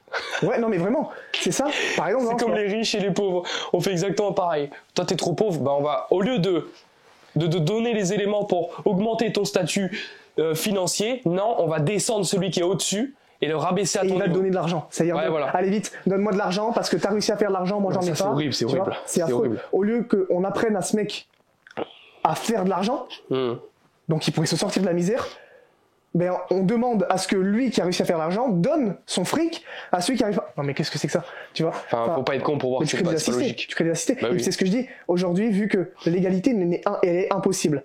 Un sprinter qui a une meilleure génétique sur la piste, il sera devant tout le monde. Mais du coup, dans le milieu wokiste, qu'est-ce qui va se passer? Vu qu'on sait qu'on pourra jamais le rattraper, eh ben on le restreint lui. On va lui mettre des poids aux chevilles. On va le faire partir 20 mètres derrière les autres, tu vois? Parce que du coup, on sait que c'est le seul moyen pour obtenir le même résultat que lui. C'est de tricher en gros. C'est-à-dire qu'on se met 20 mètres d'avance par rapport à lui, ou lui, on lui met des poids aux chevilles, comme ça il est handicapé. Mais je sais pas si t'as remarqué, encore une fois, c'est une question de facilité. Parce que c'est toujours dans le même sens. C'est celui qui est en haut qu'on va baisser. Oui, c'est ça. Pourquoi c'est pas celui qui est en bas qu'on va monter? Et au pire, l'égalité n'existe pas. Celui qui est en bas, imagine, on lui dit, ok, ton idéal c'est lui. Ouais, mais j'atteindrai peut-être jamais cet idéal. Oui, d'accord. Mais en cherchant à atteindre cet idéal, t'iras toujours plus loin que celui qui n'a pas essayé. Mais surtout que c'est pareil, on en revient à la facilité. L'égalité. Le wokisme, en fait, woke, ça veut dire éveillé, mais en fait, on devrait appeler le weak. Weak, ça veut dire faible. Parce qu'en fait, c'est clairement de la facilité et c'est de la faiblesse. C'est un mouvement, vraiment, je suis désolé, c'est pas construit ce que je dis, mais c'est un mouvement de faible. C'est tout le temps choisir des solutions faciles. C'est descendre celui qui est en haut pour le mettre à égalité avec celui qui est en bas, mais pas monter celui qui est en bas pour le mettre en haut. Parce que c'est plus simple de descendre celui qui est en bas et qui a fait tous les efforts. Soyons honnêtes, moi je pense, et je pense que on en a discuté, le wokisme est très utilisé par certaines élites. Hein. On est complotiste encore une fois, pour un petit peu contrôler tout le monde. On en revient à ce qu'on disait. En fait, tu contrôleras beaucoup mieux une nation. Tu contrôleras beaucoup mieux une nation qui est complètement déconstruite, à qui tu as coupé les repères. Donc toi, tu te places en sauveur à ce moment-là, puisque du coup, une nation, elle a plus de repères, elle est perdue. Et toi, tu te positionnes en sauveur en disant non, regardez, on a la solution. Bam, c'est le wokisme, on vous le met sur la table et tu contrôles beaucoup plus facilement. Alors que si tu essayais d'instaurer du wokisme dans une nation qui était déjà en place, tu vois, une nation traditionnelle, etc., mais ça marcherait pas du tout. On lui dirait casse-toi, dégage. Parce qu'on parle des élites et du fait que ça vient d'en haut. Et ça, je peux vous le confirmer parce que tu sais, les gens, ils voient le féminisme et même le wokisme comme des combats, des grands combats. Ouais, moi, mon combat de vie, c'est féminisme. Bon, ok. Maintenant, quand tu regardes le féminisme, en fait, ça a été... en réalité, le féminisme a été... ça va peut-être bizarre ce que je vais dire, mais le féminisme a été accepté par les hommes. Et sans les hommes, le féminisme ne serait pas là. Pourquoi? Parce que quand tu regardes le féminisme, c'est une idéologie. Par exemple, au début, les femmes ne travaillaient pas. Elles ne travaillaient pas. En fait, on n'a pas dit ouais c'est cool, faut que les femmes travaillent parce que c'est inégal et parce que on vous met sur un piédestal qui est plus faible. Non, c'est pas pour ça. Parce que économiquement, ça rapporte au système. Ah oui, enfin, je veux dire, t'as 2 fois plus de gens qui travaillent. Tu doubles le rendement presque. Avant, t'avais que les hommes qui travaillaient, pas les femmes. Mec, tu fais travailler les femmes, gros, t'as 2 fois plus de rendement. C'est ça. Donc en fait, le féminisme, on parle des suffragettes, je dis pas qu'elles ont rien fait, les Simone de Beauvoir et tout, mais je dis juste que si elles ont pu mettre en place ce qu'elles ont mis, donc le mouvement féminisme dans sa globalité, c'est parce que ça sert les élites et ça sert un système économique. Géré par les élites. Géré par des hommes. Bah, en général, oui. C'est je suis désolé, mais l'hypercapitalisme. Bah, c'est géré par des hommes. L'hypercapitalisme, oui. C'est des gens qui sont en haut. Donc le féminisme est passé, c'est caricaturé et c'est poussé. J'extrapole. Mais en réalité, le féminisme, on va dire, il est passé. Maintenant, les femmes peuvent travailler, peuvent porter des pantalons, peuvent avoir un compte bancaire grâce aux hommes. C'est extrapolé évidemment. C'est extrapolé, mais en réalité, qui dirige grâce aux élites. En fait, les élites, c'est quoi? Aux élites, tu vois. Mais il y a beaucoup d'hommes, c'est vrai. Il y a même la majorité sont des hommes. Mais ce que je veux dire, c'est quand je dis les élites, c'est et puis après, du coup, qu'est-ce qui se passe? Enfin, c'est pour ça ces gens ils sont perdus dans ce genre de combat. Les enfants se retrouvent seuls. et il y a une substitution de l'éducation des parents par l'éducation nationale, puisque les enfants sont seuls, les parents travaillent toute la journée. Donc les enfants passent 8 heures par jour dans une école. On en a parlé dans le podcast. On va les matricer. Et c'est vrai, enfin, quand tu regardes, le problème, t'es plus éduqué par la République que... Moi, il y a une membre de ma famille qui incite, elle disait, on demande des trucs, par exemple, apprendre l'empathie aux enfants. Putain. Ça, c'est les parents qui sont censés... Mais c'est là où est le problème. C'est que là, ils ne cherchent pas à apprendre l'empathie aux enfants. Ils cherchent à apprendre leur propre notion de l'empathie aux enfants en fonction de l'idéologie qu'ils ont mis sur la table pour driver la société. Donc c'est l'idéologie qui drive la société, le progressisme actuel, le wokisme, qui a sa propre notion d'empathie. Et donc là, encore une fois, on en revient au matraquage des enfants. Venez me dire... On crée des soldats. Venez me dire en face et ouvertement que ce n'est pas de la propagande. Parce qu'il y a des gens qui vont me le dire, tu vois. Venez me dire que c'est de la propagande. C'est quoi si c'est pas de la propagande? Mais en fait, faut pas être con, gros. Moi, mettons, je suis dirigeant chez les élites, on me dit, ouais, viens, on envoie les femmes travailler en plus des hommes. Je dis, ben ouais, ok, parce que comme ça, on récupère les enfants. On récupère l'éducation. C'est-à-dire que nous, on devient détenteur de l'éducation des enfants et on en fait des pièces d'échec futures. C'est de l'abus de pouvoir. Oui, mais c'est très bien réfléchi. Et du coup, le combat féministe, le combat féministe devient un combat créé de toutes pièces pour servir les élites et leur hypercapitalisme. Et fait croire aux femmes que ça prend tout son sens. Mais ouais. Tout comme le combat, tout comme le délire LGBT et tout. LGBT. Mais Sam, les femmes, quand tu leur dis, elles acceptent pas. Regarde, déconstruire la sexualité d'une nation, bah, c'est un des meilleurs outils pour la. Enfin, le sexe, c'est ce qui nous définit plus. Oui, c'est ça. Pour la détruire ou plutôt pour la déconstruire. Et après, bah, du coup, tu refais ce que tu veux. Mais le sexe, c'est ce qui nous définit le plus, tu vois. Ouais. C'est ce qu'on est, c'est ce qu'on va penser, c'est les actions qu'on va mener. Un homme et une femme ne mènent pas les mêmes actions, n'ont pas envie. Voilà, une femme, on sait, elle est plus, on va dire un peu plus, je sais pas, émotionnelle. Même s'il y a des gens, pareil, il y a des femmes qui vont dire ouais, ça c'est une construction sociale. Et d'ailleurs, c'est pas du tout un défaut. Vous avez une. Mais bien évidemment que c'est pas un défaut. Je vous le dis, le féminisme vous fait croire que vos atouts féminins sont moins bien que les atouts masculins, mais c'est faux. Vos atouts féminins sont formidables. Mais vraiment, on a des atouts que vous avez pas, vous avez des atouts que nous on n'a pas. Vous êtes complémentaires avec nous. Il y a un truc que j'ai appris. Sans vous, on n'existe plus. Et l'inverse aussi. Mais le féminisme ne veut pas vous faire croire ça. Il vous fait croire que vous êtes autosuffisante, que les hommes sont des patriarches, des machins, etc. Mais en fait, les hommes, sans vous, on s'en sort pas. Et sans nous, vous en sortez pas aussi. On est complémentaires. C'était la petite parenthèse. Et est-ce que tu veux un dernier truc avant qu'on passe à un petit peu la sous-branche qui est la dérive moderne des comportements des femmes? Littéralement. Est-ce que tu veux rajouter un autre truc Oui, qu'en fait, le sexe, c'est ce qui définit ce qu'on est. Donc, forcément, si tu le déconstruis et si tu dis aux gens qu'ils peuvent être n'importe quel sexe, n'importe quel objet, mais forcément, ça va déconstruire la société. Et comme tu dis, après, pour la remanipuler, c'est parfait. Mais du coup, ça nous emmène justement par la sexualité. Ça va te faire plaisir, là. Ouais. À ce qu'on remarque dans la société, c'est vraiment cette hypersexualisation, le côté conquérance sexuelle qu'on a induite aux femmes. Non. Le féminisme. Non. C'est femmes libérées, mec. Ouais, c'est femmes libérées. Mais c'est justement ça. Le féminisme leur fait croire ça. Mais en vérité, le féminisme a expliqué aux femmes modernes que se libérer sexuellement, être conquérante sexuellement, c'était être une femme libre. Sauf qu'ils ont oublié que les hommes et les femmes, archaïquement, dans leurs plus profonds instincts, la nature n'était pas pareille. Je m'explique. Aujourd'hui, on est d'accord qu'on constate, soyons honnêtes. On va dire ça cash, soyons honnêtes. Honnête, faut pas forcément l'être. Hein. Les jeunes femmes se respectent de moins en moins en couchant de plus en plus à droite à gauche. Elles deviennent conquérantes sexuellement. À l'époque où la sexualité était un outil d'intimité que tu offrais à ton partenaire, c'est devenu un objet de consommation, surtout chez les femmes. Parce qu'aujourd'hui, le féminisme actuel dit aux femmes, consommez du sexe, vous serez libre. Sauf que c'est pas sain du tout, puisque une femme, dans ses comportements les plus archaïques, elle n'est pas faite du tout pour être conquérante sexuellement. Quand tu réfléchis, on va prendre l'exemple des hommes et des femmes. Un homme, il est fait pour être conquérant sexuellement dans ses comportements archaïques. Là, on parle uniquement de la nature. C'est neutre, je parle pas de ce qui est bien ou mal, je parle des comportements instinctifs de l'homme. Oui, la nature est pas parfaite. Le comportement instinctif de l'homme, c'est s'il avait un partenaire en face de lui, s'il en a 20, eh ben, il va vouloir avoir une relation sexuelle avec les 20 partenaires en face de lui. Il ken les 20. C'est son objectif en tant qu'homme, c'est faire perpétuer son espèce.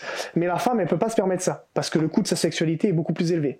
L'homme, son coût de sexualité, c'est je suis efficace, Si je la femme sors, ne peut je pas se m'en vais. permettre ça, du coup, Écoute, personne ne se reproduit. mais c'est ce que je te dis, regarde. Sauf que vu que l'homme, lui, son coût de sexualité, c'est je rentre, je sors, je suis efficace, je m'en vais. C'est tout ce qu'il a à payer. La femme, elle peut prendre 9 mois, elle peut se faire abandonner, elle peut avoir une génétique avec laquelle elle s'est reproduite, donc un homme plus faible qui n'est pas, là je parle des comportements archaïques encore une fois, qui n'est pas la meilleure génétique. Naturellement, dans l'instinct des femmes, elles sont sélectives, parce qu'elles vont vouloir choisir le meilleur homme possible avec lequel se reproduire, celui qui a la meilleure génétique, celui qui sera capable de les protéger durant les 9 mois où elles seront plus faibles. Sécurité celui qui sera... extrêmement important pour une C'est femme. vrai, sécurité. Celui qui sera capable d'assurer l'éducation des premiers mois de l'enfant, voire un peu plus. Et pour ça, elle est obligée d'être sélective. Elle peut pas prendre n'importe qui. Prends pas le clodo qui traîne, ouais. Elle peut pas prendre n'importe qui. Et ça, c'est des comportements instinctifs. La femme, instinctivement, elle est sélective. C'est pas pour rien que dans la nature, on observe des mâles qui se battent pour une femme. Des fois, on a 4, 5, 6 mâles, 10 mâles qui viennent se battre pour qu'il y ait un finaliste et la femme dise « je prends lui ».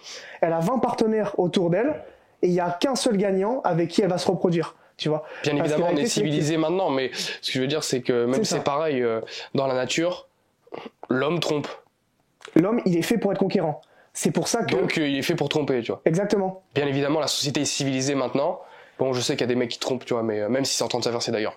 Parce que du coup, comme tu dis, on inverse les rôles.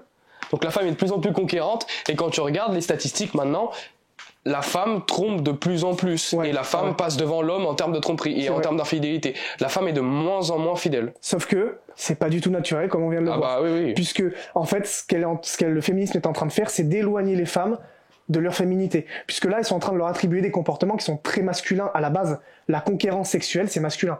Une femme qui est conquérante sexuellement, c'est une femme inconsciente. Ok, est-ce que... Regarde, un exemple tout bête. Vas-y. Une femme qui accepte de coucher le premier soir, elle est inconsciente. Elle connaît l'homme depuis 2 heures. Ok? Ça veut dire qu'elle sait pas avec qui elle va avoir la relation. L'homme étant plus fort et potentiellement plus menaçant, on sait pas ce qui peut arriver, elle le connaît pas. Elle laisse l'homme rentrer dans son intimité. Elle peut être enceinte. Et il y a ce côté archaïque qui est la possibilité de prendre 9 mois de grossesse. Alors aujourd'hui, Mais ça, c'est pas grave, il y a parce que la contraception, l'avortement, bref, ça fait que du coup, le côté être enceinte rentre plus en jeu, mais ça change en rien que la sélectivité est un comportement féminin. Une femme qui accepte de coucher le premier soir avec un homme, c'est une femme qui ne se respecte pas. Parce que elle n'a pas du tout adopté un comportement féminin, mais masculin. Une femme qui dit à l'homme, non, non, non, non, non, je ne couche pas avec toi le premier soir, je ne te fais pas assez confiance, etc. Tu ne m'as pas prouvé que tu méritais ma sexualité. C'est une femme de valeur qui se respecte. Si elle accepte de coucher le premier soir, ou si elle enchaîne les partenaires sexuels et qu'à la fin elle finit à, je sais pas, mais 25 ans et elle a 25 partenaires sexuels, elle s'est pas respectée. Elle s'est comportée comme un mec, alors que le mec, lui, ben, c'est pas malheureusement, la preuve de la conquérance sexuelle chez une femme, c'est une preuve d'instabilité. Une femme qui est conquérante sexuellement, elle est instable. Un homme qui est conquérant sexuellement, malheureusement, il n'est pas instable. C'est un homme qui succombe à ses pulsions masculines. Mais ce sont des pulsions qui sont masculines. Ça ne veut pas dire que c'est à faire. Ça veut dire qu'il adopte des comportements qui sont archaïques en lui, profondément ancrés en lui. Des comportements qu'il n'a pas domptés, qu'il n'a pas appris à maîtriser, mais ça reste masculin. Le truc, c'est que maintenant, il y a pas de t'as plus de conséquences. Les femmes, elles peuvent se faire, pour être poli, elles peuvent avoir des relations sexuelles avec énormément d'hommes sans de conséquences, parce que maintenant, tu sais, l'avortement et tout. Moi, je suis pas contre l'avortement du tout. Par contre, t'es contre l'avortement ? Moi, honnêtement... Mais en fait, ouais. le problème, c'est que c'est pareil, c'est toujours pareil, mec, avec cette putain de propagande progressiste, c'est que maintenant, des choses qui sont censées... Après, voilà, dans la religion, c'est différent. Mais en réalité, c'est exactement la même chose quand tu regardes l'avortement, ça a été dérivé. Ça a été dérivé, je sais pas si ça se dit, ça a été complètement... à la base, l'avortement, ouais, comme tu dis, ça a été dérivé. Mais si ton enfant a un problème, après je sais que dans la religion ça se fait pas trop, mais moi perso je suis d'accord pour l'avortement si ton enfant est, je sais pas s'il a un problème, je sais pas s'il a une maladie et que t'as pas envie de prendre la... Bah, disons que si ça va être trop compliqué, voilà, quoi. ça va être trop Il va compliqué, souffrir plus qu'il va, ouais, exactement, ouais. qu'il va aimer sa vie, quoi. T'as pas envie de prendre la responsabilité, bon là ok, mais toujours pareil avec ces mouvements. Maintenant il y a une dérive, c'est que ça, justement, ça permet aux femmes de ne plus avoir de conséquences. C'est-à-dire que je dis pas qu'un avortement c'est facile à vivre. Je dis juste que maintenant. C'est même très dur. Ouais, d'accord, mais maintenant on l'utilise comme une anti-conséquence en fait. Mais regarde, un truc très simple. Ton enfant, tu sais qu'il va atteindre d'une trisomie assez avancée. Moi perso j'avorte. Je comprendrais largement les personnes qui avortent, et moi, par contre, je respecte énormément les gens qui vont éduquer leur enfant malgré la maladie. Mais je t'avoue que là, au niveau de la religion, je sais pas si j'avorte, mais honnêtement, je me pose vraiment les questions, parce que est-ce que trisomique, enfin, t'as plus de vie, hein. En tant que parent, t'as plus de vie si ton enfant est trisomique. Ah bah ouais, non. Voilà. Mais à la base, ça reste quelque chose, moi je le dis, hein. Pour l'instant, je suis plus du côté, je pense que j'avorterai.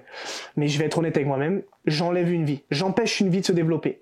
Tous les gens qui disent, c'est pas tuer une vie, c'est pas tuer une vie, tu empêches une vie de se développer. C'est-à-dire que là, il y a une vie qui aurait pu se développer, tu l'empêches. Ah bah si. Je sais pas. Ah si, tu empêches une vie de se développer. Moi, je suis nuancé sur ça en vrai, parce que... C'est pas loin d'être quelque chose qui relève du meurtre en fait, hein. Alors c'est fort ce que je dis, c'est-à-dire que je suis pas dans le délire où je considère ça comme un meurtre, mais je considère que tu enlèves une vie, tu empêches une vie de se développer quoi qu'il se passe. Tu empêches une vie de se développer. Ouais, mais du coup tu tues pas quelqu'un. Non, mais tu empêches une vie de vivre, et c'est donc forcément tu viens mettre une barrière à la nature, quoi. Ouais. Mais du coup, à un moment donné, je suis désolé, honnêtement, j'ai pas. Je suis moyennement. Je suis pas forcément d'accord avec toi. Par contre, j'ai pas d'argument contre ça. Mais oui, mais parce que je vois ce que tu veux dire. Genre, toi, tu considères que on peut pas considérer que. Alors moi, je considère pas que c'est un meurtre. C'est pas ça que je dis. Je dis que tu enlèves une vie. C'est pas un meurtre. Je reformule ce que j'ai dit. Tu empêches, oui. Mais tu empêches une vie de se développer. Ouais, je peux pas être en désaccord avec toi. Oui. Donc, moi, je le dis. À un moment donné, un couple qui a décidé de pas se protéger, etc., comme ça, machin, et la femme tombe enceinte à un moment donné, s'ils ont les moyens d'assumer cet enfant, déjà, s'ils n'avaient pas les moyens d'assumer cet enfant, il fallait qu'ils se protègent, il fallait réfléchir avant. Ensuite, s'ils ont les moyens d'assumer cet enfant, avorter, c'est un caprice. Je suis désolé. Faire avorter, c'est un caprice. T'as les moyens d'assumer cet enfant, en fait, c'est littéralement le socle de la vie, tu vois. Aujourd'hui, les femmes... Mais le problème, c'est que ton enfant, il va mourir à cause du climat après. Ouais, bon, ça y est, ça. 10 ans après, il meurt à cause du climat. Ouais, quand t'écoutes les woke, oui, non, mais c'est sûr. Mais de toute façon, les gens, ça arrive pas, parce que les gens veulent plus d'enfants maintenant. Donc... Oui, mais c'est grave. Et pourquoi? Enfin, en grande partie, les femmes, elles sont tellement devenues conquérantes sexuellement que les hommes qui ont... les hommes qui ont des critères qui sont des critères solides, je veux dire, comment expliquer, j'ai pas envie de dire ouais les vrais hommes et tout, c'est pas ça que je veux dire, mais je veux dire disons que les hommes qui ont du respect pour eux-mêmes ne voudront pas une femme qui s'est, je suis désolé, je vais être cash, qui s'est souillée. Pour moi, une femme qui a multiplié les relations sexuelles pour en avoir je ne sais combien, c'est une femme qui s'est souillée. Elle a littéralement renoncé à quelque chose qui faisait une grande partie de sa valeur. Une femme qui est sélective, c'est une vraie femme, tu vois, quelle force de caractère, tu vois, je veux dire, à un moment donné, t'es sélectif, tu sais que tu renonces à la tentation parce que tu veux quelque chose qui est bon pour toi et pas quelque chose que t'as envie de faire, tu vois. C'est vrai qu'une meuf qui a un body count assez élevé, genre, je sais pas, de 20 personnes, passer après ça, si tu veux, j'ai pas trop envie. Bah non, et puis il y a aussi la notion, je suis désolé, la notion d'honneur, j'ai pas envie d'être le 21e. Ah bah ouais, non. J'ai pas envie d'être le 21e, je suis désolé, c'est hors de question. Et ça se trouve, tu seras dans le classement, parce que le 21e, il s'arrêtera pas. Ouais, après, voilà, ça va être 22, 23 et tout. T'imagines ? Non, moi je suis désolé, une femme préservée, c'est une femme, si c'est une très jolie femme, où les hommes la désirent, si elle est préservée, mais quelle preuve de valeur, quel charisme, quelle force de caractère. C'est à partir de combien pour toi que le body count est trop élevé ? Ouais, bon, allez, vas-y, parce qu'ils vont nous casser les couilles sinon si on dit ouais, mais vous mettez des chiffres. Ouais, mais vous savez quoi, on va vous mettre des chiffres alors. Parce que là, voilà, ils parlent de limite. Ah ouais, mais du coup, c'est à partir de combien ils vont dire à partir de combien ça devient une femme souillée. Vous n'êtes pas des chaussettes, mesdames. Mais c'est-à-dire qu'en fait, voilà, ta valeur, elle perd quand même. Ah oui. Ça fait extrêmement objet, ce que je dis. Mais en réalité, si je parle cru, si je parle archaïquement parlant, si je parle naturellement parlant, une femme qui a beaucoup de partenaires sexuels perd de sa valeur sur le marché. Alors, on parle de marché, c'est violent, mais c'est pour que vous compreniez. C'est marché de l'amour, je veux dire, perdre sa valeur sur le marché de l'amour. T'aimes bien à chaque fois rassurer et justifier auprès des gens. Ouais, mais parce qu'en fait, il y a des gens, tu leur dis marché, ils vont. Mais alors, ils comprennent pas la forme, c'est pas de ma faute. Oui, c'est vrai, mais ce que je veux dire, c'est, en gros, aujourd'hui, c'est vrai qu'il y a souvent ce terme qui est employé, marché de l'amour, on le voit souvent. C'est pour simplifier, mais ce qu'on est en train de dire, et il a raison, Noah, plus une femme a multiplié les partenaires, plus sa valeur est partie dans les différents partenaires. Et personne ne la voudra. Et a raison. On ne veut pas d'une femme qui s'est pour ça que les femmes qui disent ah mais moi jusqu'à 30 ans je veux que des plans X, que des plans Q machin, et à 30 ans je vais me poser. Mais tu te poseras avec une tisane et des chats. Tu te poseras avec une tisane, ouais, exactement. Tu crois qu'on veut d'une femme qui s'est souillée ou quoi? Enfin, je suis désolé, c'est inégal parce que. Et justement, si des femmes se permettent ça, c'est parce que des hommes se permettent ça. Donc c'est aussi en énorme partie. Et moi je le dis, hein, ouais. On va souvent le dire dans les podcasts, si tout ce qui se passe maintenant à travers le wokisme, le progressisme peut se passer, c'est parce que je sais pas, parce qu'il y a des trucs comme OnlyFans existent par exemple. C'est parce que des hommes sont là pour payer ça. Si parce que des meufs peuvent se permettre d'être conquérantes, c'est parce que des mecs sont là pour accepter de baiser avec elle le premier soir. Ouais. On bipera. C'est pareil, hein. Tu vois, t'as des gens, comme tu disais, hein, l'histoire de coefficient. Ouais, coefficient. T'as des mecs, ils viennent te dire, ah putain, regarde, moi je l'ai baisé. Ouais, mais coefficient, c'est avec qui t'as eu une relation? T'as baisé avec qui? Elle, ouais, voilà, c'est ça. Elle a combien de partenaires? Oh, elle en avait 35, mais bon, c'est pas grave, c'est juste pour vider. Ça vaut 0. Okay. Ça vaut 0. Ça vaut 0. Ça vaut 0. Ok, tu l'as baisé très bien. 35 super. Partenaires, c'était une fille facile et qui en plus ne s'est pas respectée. Je t'ai vidé les couilles, super. Ouais, bravo, super. Mec. Par contre, ouais, gros, j'ai réussi à sortir. Là, je sors avec une femme actuellement, hyper sélective et tout, et on a des objectifs long terme et tout. Je sors avec elle, je sais qu'elle est hyper sélective et t'imagines, j'ai réussi à la conquérir. Félicitations, bravo. Bravo, parce que du coup, c'est une femme de valeur.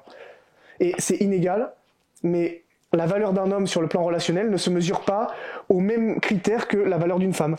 La nature, désolé, on en revient à l'égalité, le wokisme et tout, on en revient à l'égalité, regarde. Mais le wokisme, c'est la pensée. Encore c'est hypocrite parce que regarde, quand un homme il exhibe ses partenaires sexuels en disant regardez, moi j'ai tant, on le traite de macho. Par contre, quand une femme elle dit ah ben moi j'ai tant de partenaires, j'ai fait ci, j'ai fait ça avec ci, avec ça, on lui dit bravo, t'es une femme libérée. Donc, tu vois, c'est même pas égal, ils se contredisent en plus. Mais en fait, le wokisme, c'est la pensée ultime de l'égalitarisme. En fait, ça mélange énormément de choses, le wokisme. Mais vraiment, ça mélange trop de choses. C'est de l'égalitarisme. Et je suis désolé, mais les gens veulent pas le comprendre. Mais la nature n'est pas égale.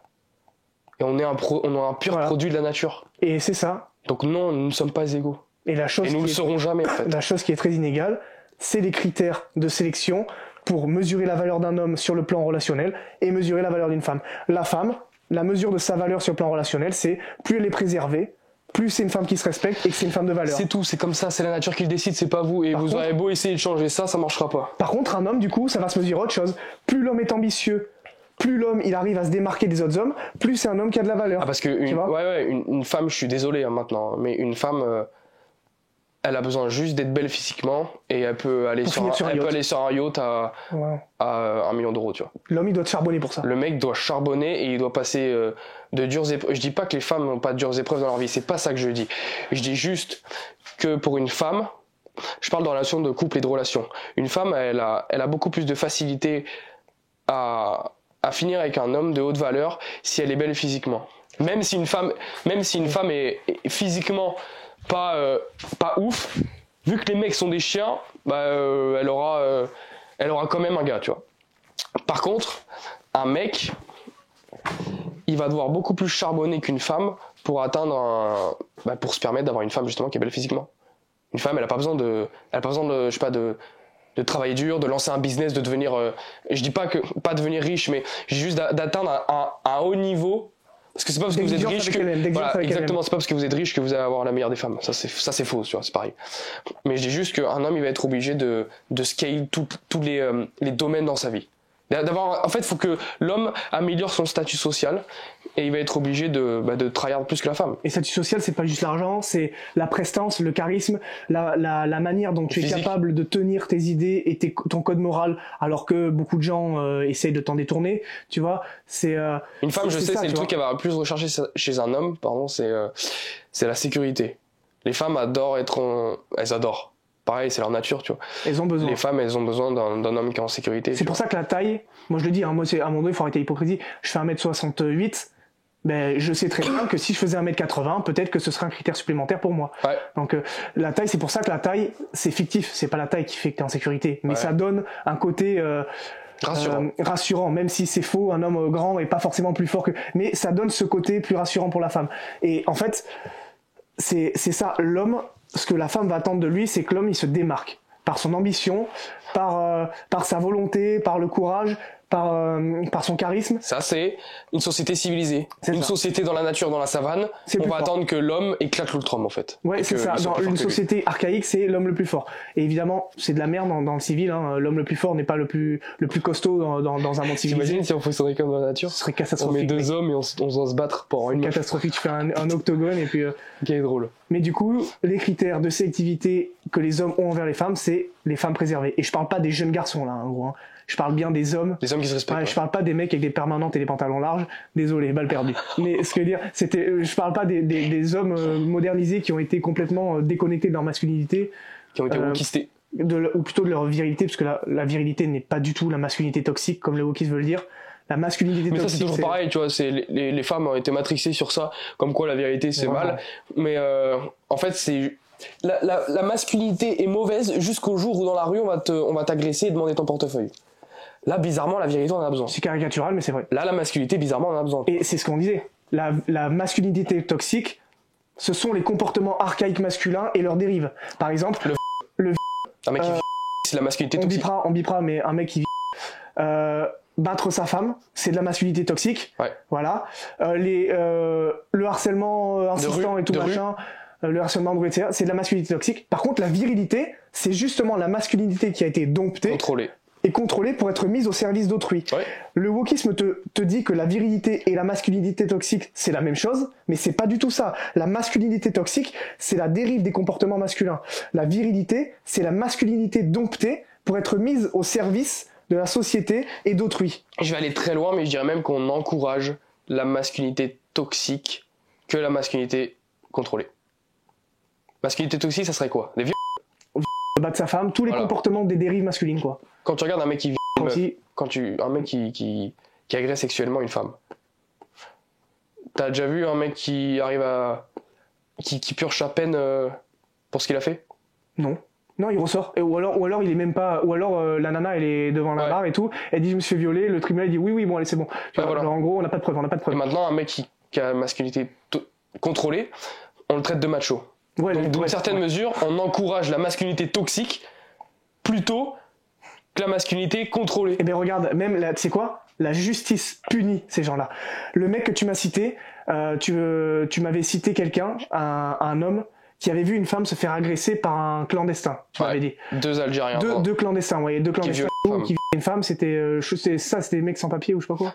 Ouais, tu peux Ouais. dire Algérien, t'inquiète. Hein. Parce qu'on dit Algérien que. Non, mais je me souvenais pas de toute Ah oui, non. l'histoire. Mais en gros, Si, c'est et ce mec-là, du coup, Mais ce mec-là, il en a. J'ai mais pas, il en a buté, hein. j'ai pas le contexte, mais il en a tué. Ouais. il s'est interposé au moment où la nana se faisait. On bipera aussi. Ouais. Et il a éclaté un des mecs et il a tué. Et l'autre est parti. Et il a eu 3 mois, 4 mois de prison. C'est-à-dire Soit avec sursis ou pas avec sursis, mais en fait, la question n'est pas là. C'est que On n'a pas le puni en fait. quand tu fais ça, t'as pas été puni. Tu vois. La virilité a été punie. Mais du coup, leur masculinité toxique à eux, eh ben visiblement, elle n'a pas été punie. Ils Libéré, ont pas fait de prison. Tu crois qu'il a été renvoyé dans son pays, l'Algérien? Mais même, ils ont Non. pas fait de prison. Tu vois. Ouais, mais même ils sont pas morts. Normalement, tu devrais être mort. Non. T'as une femme, tu devrais être mort, tu vois. Tu devrais. Bah, t'existes En plus. fait, c'est-à-dire que tu utilises mon oxygène. Donc, tu devrais pas utiliser mon oxygène. Je veux pas qu'un mec utilise mon oxygène alors qu'il a des meufs. Ça devrait pas exister, ça. Et en fait, et puis surtout, t'es un danger potentiel pour d'autres femmes, tu vois. Ouais. Alors là, le mec, il a pas réfléchi. Il Mais s'est ça, dit, encore une fois, pourquoi il a fait ce qu'il pensait bon de faire. Et en fait, il a annulé le problème, littéralement, tu vois.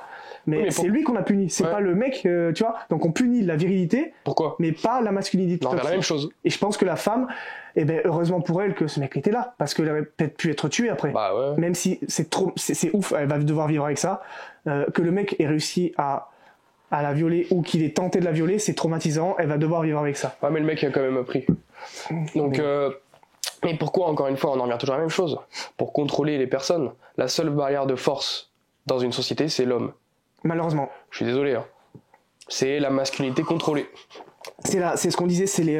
Donc forcément, tu vas pousser à la virilité, masculinité toxique et tu vas vouloir réduire et minimiser de ouf la masculinité contrôlée. Donc, par exemple, le mec qui a agi sur ce genre de truc, on va induire dans le cerveau de ces gens que c'est être un macho. Bah oui, mais puisque du coup, c'est ça, puisque du coup, la Et les virilité- deux Algériens qui ont violé, non, eux, c'est des pauvres petits, leur pays vit la pauvreté, il faut les laisser en France. Voilà, Je c'est refais une exactement ça. parenthèse, on n'est pas en train de dire, je le refais, oui, je fais des parenthèses, que... Tu kiffes te justifier, toi. Mais là, gros, on n'est pas en train de dire que... De toute façon, on va aborder ce sujet-là. Oui, on va l'aborder, mais là, on n'est pas du tout en train de dire que seuls les immigrés violent. Là, on a pris un exemple, et nous, on n'est pas comme ces trous du cul de casse-couilles de wok, là, à pas dire, parce qu'à un moment donné, voilà, juste, on a énoncé, on a décrit les personnes qui étaient en train d'agresser, pas pour incriminer les Algériens, parce qu'à un moment donné, quand... Mais tu sais quoi, ça va passer sur le truc, parce qu'on est quand même à 1h21 de podcast, donc on va peut-être passer à ça, la sécurité en France. Mais du coup, on devait parler de la dérive masculine, mais on en a parlé. Puisque du coup, si on essaie de déviriliser. Donc les jeunes hommes se dévirilisent de plus en plus. Quand tu vois les hommes là qui, à cause d'eux, ils sont au milieu d'un groupe d'amis de 4 filles là, ils ont envie de la serrer, mais en fait elle a pas envie, mais du coup il reste quand même. Qu'est-ce que c'est que ce cuck? Tu vois, je veux dire. Ouais. À un moment donné, désolé d'être un petit peu cru, mais bon là j'ai caricaturé de ouf, mais il faut. À un moment donné, les jeunes hommes n'ont plus d'ambition, n'ont plus de volonté de conquérance, d'être conquérants, de s'améliorer. Ils ont que de la volonté de consommer. Puisque le wokisme, du coup, on en vient à ça. Juste avant de parler de l'insécurité, il y a une rubrique qu'on devait aborder. C'est la promotion de la consommation, en dépit de la construction. Je préviens une parenthèse que si les hommes ne sont plus conquérants maintenant, c'est à cause d'eux. Ah oui. Si les femmes peuvent se permettre les choses qu'elles se permettent aujourd'hui, c'est à cause des mecs. En grande partie, ouais. C'est à cause des mecs de mon espèce, quoi. En fait, le truc, c'est, disons que c'est simple. Si les hommes se permettent de faire quelque chose, c'est parce qu'il n'y a plus de femmes suffisamment de valeur pour les empêcher de faire ça. Mais aussi, si les femmes peuvent se permettre des choses, c'est qu'il n'y a plus d'hommes suffisamment de valeur pour les empêcher de faire ça. On en revient au yin et au yang. C'est un truc de ouf, ouais. S'il y a un qui flanche, l'autre va merder aussi. Dans une société où on n'avait que des femmes qui étaient de haute valeur, je te garantis que les hommes ils se tiendraient plus. Ouais. Parce que les femmes elles voudraient pas d'hommes médiocres. Mais du coup, si on était dans une société où les femmes n'étaient pas médiocre à vouloir avoir des relations sexuelles à droite à gauche, à commencer à monétiser le sexe et tout, tu vois, et ben on aurait des hommes qui se tiendraient beaucoup plus, tu vois. Et inversement. Donc l'inversement, du coup, c'est la société dans laquelle on est. Voilà, c'est ça. L'inversement, c'est ça. Mais le truc, c'est que personne n'est de valeur. Bah du coup, non. Parce que du coup, en fait, c'est un cercle vicieux. Les hommes sont plus assez valeureux pour empêcher les femmes de faire de la merde, et les femmes sont plus assez valeureuses, je sais pas si on peut dire comme ça, mais pour empêcher les hommes de faire de la merde. Donc les deux, les deux, ils sont les petits sujets du wokisme, tu vois. Et c'est là où ça nous amène du coup à la consommation, parce qu'on parlait de la consommation du sexe, mais aujourd'hui, on induit les gens à consommer et plus à créer. Ouais. C'est full consommation, consommer. Parce que la création, par définition, c'est de la création. Donc du coup, les gens, ils créent des nouveautés, mais le wokisme ne veut pas qu'on crée des nouveautés, il veut qu'on se conforme. Donc du coup, hop, on pose une petite diversion qui est société de consommation. On n'est pas en train de dire que tous les maux du monde sont à cause du wokisme, c'est pas ça que je dis. Mais sur ce podcast, je veux dire que, en gros, quand les élites veulent contrôler des citoyens, le meilleur moyen, c'est de leur poser une diversion. Du divertissement et de la consommation. On peut pas regarder là, et derrière, on te plante des couteaux dans le dos. Quand derrière toi, il se passe des dingueries, mais on allume un feu d'artifice devant toi. Comme ça, le bruit et les couleurs, ça te dit, c'est une diversion, et derrière toi, il se passe des dingueries. Et hop, tu commences à te retourner, on envoie d'autres fusées. Oh, regarde, c'est magnifique, c'est ouf. Tu vois. Mais là, c'est pareil. La société de consommation, c'est consommer. Ce qui fait que les gens restent toujours au même stade, ils évoluent pas, ils font que consommer. Mais du coup, les élites peuvent les contrôler de plus en plus, puisque quelqu'un qui se met à créer, il se met à s'éveiller. Il a besoin d'être éveillé pour créer. Du coup, il devient moins contrôlable. C'est pour ça que les gens consomment, que ce soit la sexualité, que ce soit tout et n'importe quoi. Même les divertissements purs et durs, genre Netflix et tout, c'est des choses qui sont mises en place. Ça fait extrêmement complotiste, gros. Mais des trucs qui sont mis en place pour justement te distrire. C'est ça. Alors ça te distrait du monde réel. Ça te distrait du monde réel. Non, c'est sûr. C'est pas le but premier. Par contre, c'est un outil formidable pour ça. Mais ça te distrait du monde réel, ouais. Comment dire, on annule tous tes sens de réflexion. Ouais. Toute critique que tu pourrais opposer, on te l'annule avec des trucs qui te lavent le cerveau, genre des trucs qui te servent à rien, des putains de... Je dis pas qu'il faut pas regarder des films, tu vois, mais des séries sur Netflix complètement avec des quotas de ouf, tu vois. Dans Sex Education, ils mettent des gars... pour le peu que j'ai vu, j'ai même pas regardé cette série, mais c'est juste j'ai vu une bande-annonce qui m'a choqué, c'est qu'en fait, ils ont mis un mec noir et transsexuel. Dans le film, ça c'est du racisme. Ça c'est du côté, ça. Et même c'est du racisme. Ils utilisent la personne pour sa couleur de peau et pas pour ses talents d'acteur. Ouais. C'est une dinguerie ça. Ça c'est chaud ça. Tombez pas dans le piège, je vous le dis les gars. Les espèces de retardés là, je vous le dis. Tombez pas dans ce piège là à tout le temps penser que l'immigration c'est un problème machin, etc. Les noirs, les arabes et tout. On écoute les droits tardés. De toute façon tous les problèmes du monde c'est à cause de la couleur de peau et il y a que les blancs qui peuvent régler ces problèmes. tombez pas dans ces abrutissants trucs là, ces abrutissantes réflexions. C'est parce que c'est noir en noir. Voilà, mais par exemple Daniel Parce qu'il est noir en noir, mais les ce qu'on arabes. disait, c'est que en gros, tombez pas dans ça. Je veux dire, les droits tardés, eux, pour eux, le seul problème, c'est les noirs, les arabes et tout. Tombez pas dans ce racisme systémique, les gars, parce que pensez que le wokisme est plus raciste que vous. Il y a des gens qui se font embaucher Ouais. dans des Les gens, on va dire un dans truc de des malade, dans mais des c'est vrai que- entreprises, tu vois, des entreprises connues par exemple.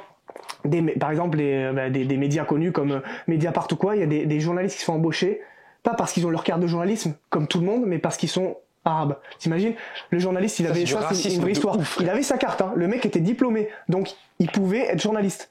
Et ben ils l'ont pas embauché pour ça. Ils l'ont embauché ouais. parce que c'était un arabe, et après ils ont tweeté premier arabe dans l'entreprise. C'est du racisme de ouf. Mais moi, je le dis, les gens de gauche sont plus racistes, les mecs de droite. Même si la droite et la gauche c'est un grand scam, on est C'est de d'accord. la merde, ouais, mais je dis juste que les gens qui se disent, tous les gens là, de gauche, qui se disent, Le woke, ouais. de gauche et de woke, ouais, c'est pareil, de toute façon, qui se disent anti-racistes, je sais pas quoi. En réalité, c'est les gens les plus racistes au monde, gros. Bien sûr. Hein. Quand tu vois des gens, quand tu vois des je sais pas, des Christine dans leur travail, là, qui en fait, utilisent les personnes, comme tu dis, comme dans le journalisme, utilisent des gens de couleur pour de la bien-pensance, pour bien se faire voir, c'est du racisme. Complet, ouais. Par contre, quand il s'agit de mettre ton enfant dans un collège De banlieue. de ouais. banlieue, Ils bah le là, il y a font plus personne, Ils là le tu font pas. déménages, tu vois. Là, tu déménages et tu le mets pas là. pas. C'est une dinguerie ça. Mais d'ailleurs, on va en parler. Mais il est où le racisme en fait Il est de quel côté là Explique-moi. Mais vraiment. Tu vois. On va en parler de l'insécurité Ouais, justement. bien m'expliquer ça. Bon, il est passé, L'insécurité, le grand piège du coup que vous a vendu à la droite, malheureusement aussi, c'est que parce que la l'insécurité, République, ouais. c'est à cause, on le redit, on écoute la droite, l'insécurité c'est à cause des noirs et des arabes, nanana, bref, toujours la même rengaine. C'est-à-dire que pour eux, t'es noir, t'es arabe, t'es un agresseur. Le problème, c'est que c'est pas le fond du problème du coup, c'est la République qui a créé l'insécurité. C'est pas faux ce qu'ils disent. Le seul truc, c'est que c'est pas le problème. Mais c'est pas que c'est pas C'est faux, pas, c'est un que- arabe n'est pas un agresseur de base. c'est ça. Un noir n'est pas un agresseur de base. En fait, le problème, c'est que la République, avec les quartiers populaires, ce qu'on appelle plus communément ZEP, ZUP ou cité, elle a créé un environnement propice à la délinquance. Parce qu'au début, où on faisait venir des gens issus de l'immigration au mérite, qui voulaient avoir une nouvelle vie, mais qui devaient travailler pour avoir leur nouvelle vie, ben on faisait venir des méritocrates. Mais plus la France est passée sur un système d'assistanat social, donc en gros de viens chez moi, tu mangeras à ma table et on te fera ce que tu veux, mais en gros t'as rien à branler quoi. Donc c'est vraiment de l'assistanat social. Plus on attire ce qu'on est, et donc plus les générations d'immigrés ne venaient plus parce qu'ils étaient méritocrates, mais parce que c'était des profiteurs. C'est là où on dit Ah ouais. les immigrés ne sont pas des profiteurs. C'est qu'on attire ce qu'on est. Moi demain je mets une pancarte devant ma maison où je marque salut, tu peux vivre chez moi, il y a aucun souci. Par contre, on va travailler tous les deux pour faire de ce logement notre petit cocon, machin, etc. Participe aux Tu vois, tâches on participe ménagères. aux tâches, on participe à tout, machin, etc. Bon, devant ma maison, il y a une pancarte qui dit tu peux habiter chez moi, mais c'est à la méritocratie. J'attirais des gens qui sont méritocrates. Maintenant, je prends la pancarte, je la remplace. Je mets open bar. Tout le monde peut venir, tout le monde peut faire ce qu'il veut. Free party. Mais ma bite que je vais pas attirer des gens qui vont venir pour foutre la merde, Pour pour dormir profiter. chez moi, pour zoner, pour profiter, pour fumer des gros joints et devenir et faire de la merde chez moi. Parce que du coup, j'ai mis une pancarte open bar. Par définition, elle attire tout le monde, même les rats. Mais là, c'est pareil. La France qui est En gros, tu devenue... donnes trop de liberté. Exactement. C'est exactement comme un gosse. Quand tu éduques ton enfant, la pire chose qu'il y a à faire quand tu éduques ton gosse, c'est de lui donner trop de liberté. C'est ça. C'est la pire chose, parce que sinon il va te grailler, mec. Ton gosse va te grailler. Conclusion, les immigrés sont des enfants. Non, c'est pas justement. Non, parce que du coup, j'allais dire- Non, je rigole. Les humains en général sont des gosses. Ouais, c'est et qu'un enfant, tu lui laisses trop de liberté, ou même un adulte, tu lui laisses trop de liberté, il va forcément faire de la merde. C'est comme l'expérience qui a été faite pour démontrer l'abus de pouvoir. On avait mis, je sais plus combien de personnes, je crois 50 personnes qui étaient... tu sais, on avait fait un vrai cadre avec une prison. Ouais. 50 personnes qui étaient prisonniers, 50 personnes qui étaient les... comment on appelle les gens qui... les Gardien. Ouais, les gardiens, je crois que c'est un autre nom, mais les gardiens. Et en fait, on leur a attribué des rôles. Et on a remarqué que les gardiens devenaient complètement fous parce qu'ils avaient le pouvoir de mettre des tannés. En fait, ils avaient un pouvoir sur les Ouais, prisonniers. il maltraitait les prisonniers, quoi. Ouais, ils avaient un pouvoir sur les prisonniers. Ils ont remarqué qu'au bout de l'expérience devait durer 72 heures. Au bout de 24 heures, c'était la merde. Parce qu'en fait, il y avait trop de pouvoir. Ouais, je vois. On leur donnait trop de pouvoir. C'est exactement pareil, et que les personnes qui viennent d'autres pays, et même les humains, un blanc, mec, c'est même pas une question de couleur, un blanc, tu lui dis, tiens, t'as le droit de faire tout ça, mais on en parlait tout à l'heure. Tu vas voir que ça va être un immense fils de pute. Tu lui dis, ouais, fais ça, t'as le droit de, je sais pas, tu peux aller dans la rue, tu peux agresser une grand-mère, bah il va le faire, tu vois. Mais on en parlait tout à l'heure, le wokisme, qu'est-ce que c'est? C'est qu'on a induit des problématiques, on leur dit, tenez, on vous pose ça sur la table, vous pouvez vous en servir. Et ben du coup, qu'est-ce qui se passe? Les blancs aujourd'hui français deviennent hyper capricieux et insupportables. Ils se permettent tout et n'importe quoi, au point même de porter plainte contre des cigales et de virer des agriculteurs de leur localité, tu vois. Et ça, c'est les blancs. Donc en fait, c'est le même schéma. Les blancs en France deviennent des espèces de gens déconnectés, de wokistes au possible parce que on leur offre ce pouvoir-là. Et ben là, du coup, les personnes que l'on attire d'autres pays viennent parce qu'on a basé notre système sur un système d'assistanat social. C'est-à-dire, on prend toujours de l'argent à la classe moyenne pour en donner à la classe populaire, etc. Et c'est des gens qui viennent de pays pas wokistes. Ouais, voilà. C'est des gens qui viennent des pays de droite. Mais du coup, les gens... Tu vois, l'Algérie, le Maroc, c'est des pays de droite, tu vois. Ah bah oui, clairement. Mais du c'est coup... pas même d'extrême droite, je dirais. Tu vois. Mais de toute façon, tout pays normal, en vrai, est plus à droite qu'à gauche, tu vois. Bah, en général, tout pays normal est nationaliste. Oui. Ouais, oui, tout pays normal. Et ben du coup, les gens qui sont justement les Marocains, les Algériens qui sont en place, ils viennent pas en fait. Les Marocains et les Algériens qui sont en place et qui ont justement ces valeurs très traditionnelles, très patriotes et tout machin, ils viennent pas en France. Ils se disent, oh, mais qu'est-ce que c'est que ça, les assistants sociaux, tu vois. Ils viennent pas. Là, du coup, on attire que des gens qui sont assistés socialement. Et mec, mon grand-père, tu vois, c'était un immigré portugais. Il a toujours dit à mon père, quand tu vas chez quelqu'un, tu respectes sa culture, tu respectes ses mœurs et tu respectes ses normes de pensée et ce qu'il fait. Ouais, voilà. Tu viens pas chez quelqu'un pour changer. Le problème, c'est que maintenant, on dit venez, comme tu dis, open bar, free party, vous avez le droit de tout changer. Mais du coup, on attire ce qu'on est.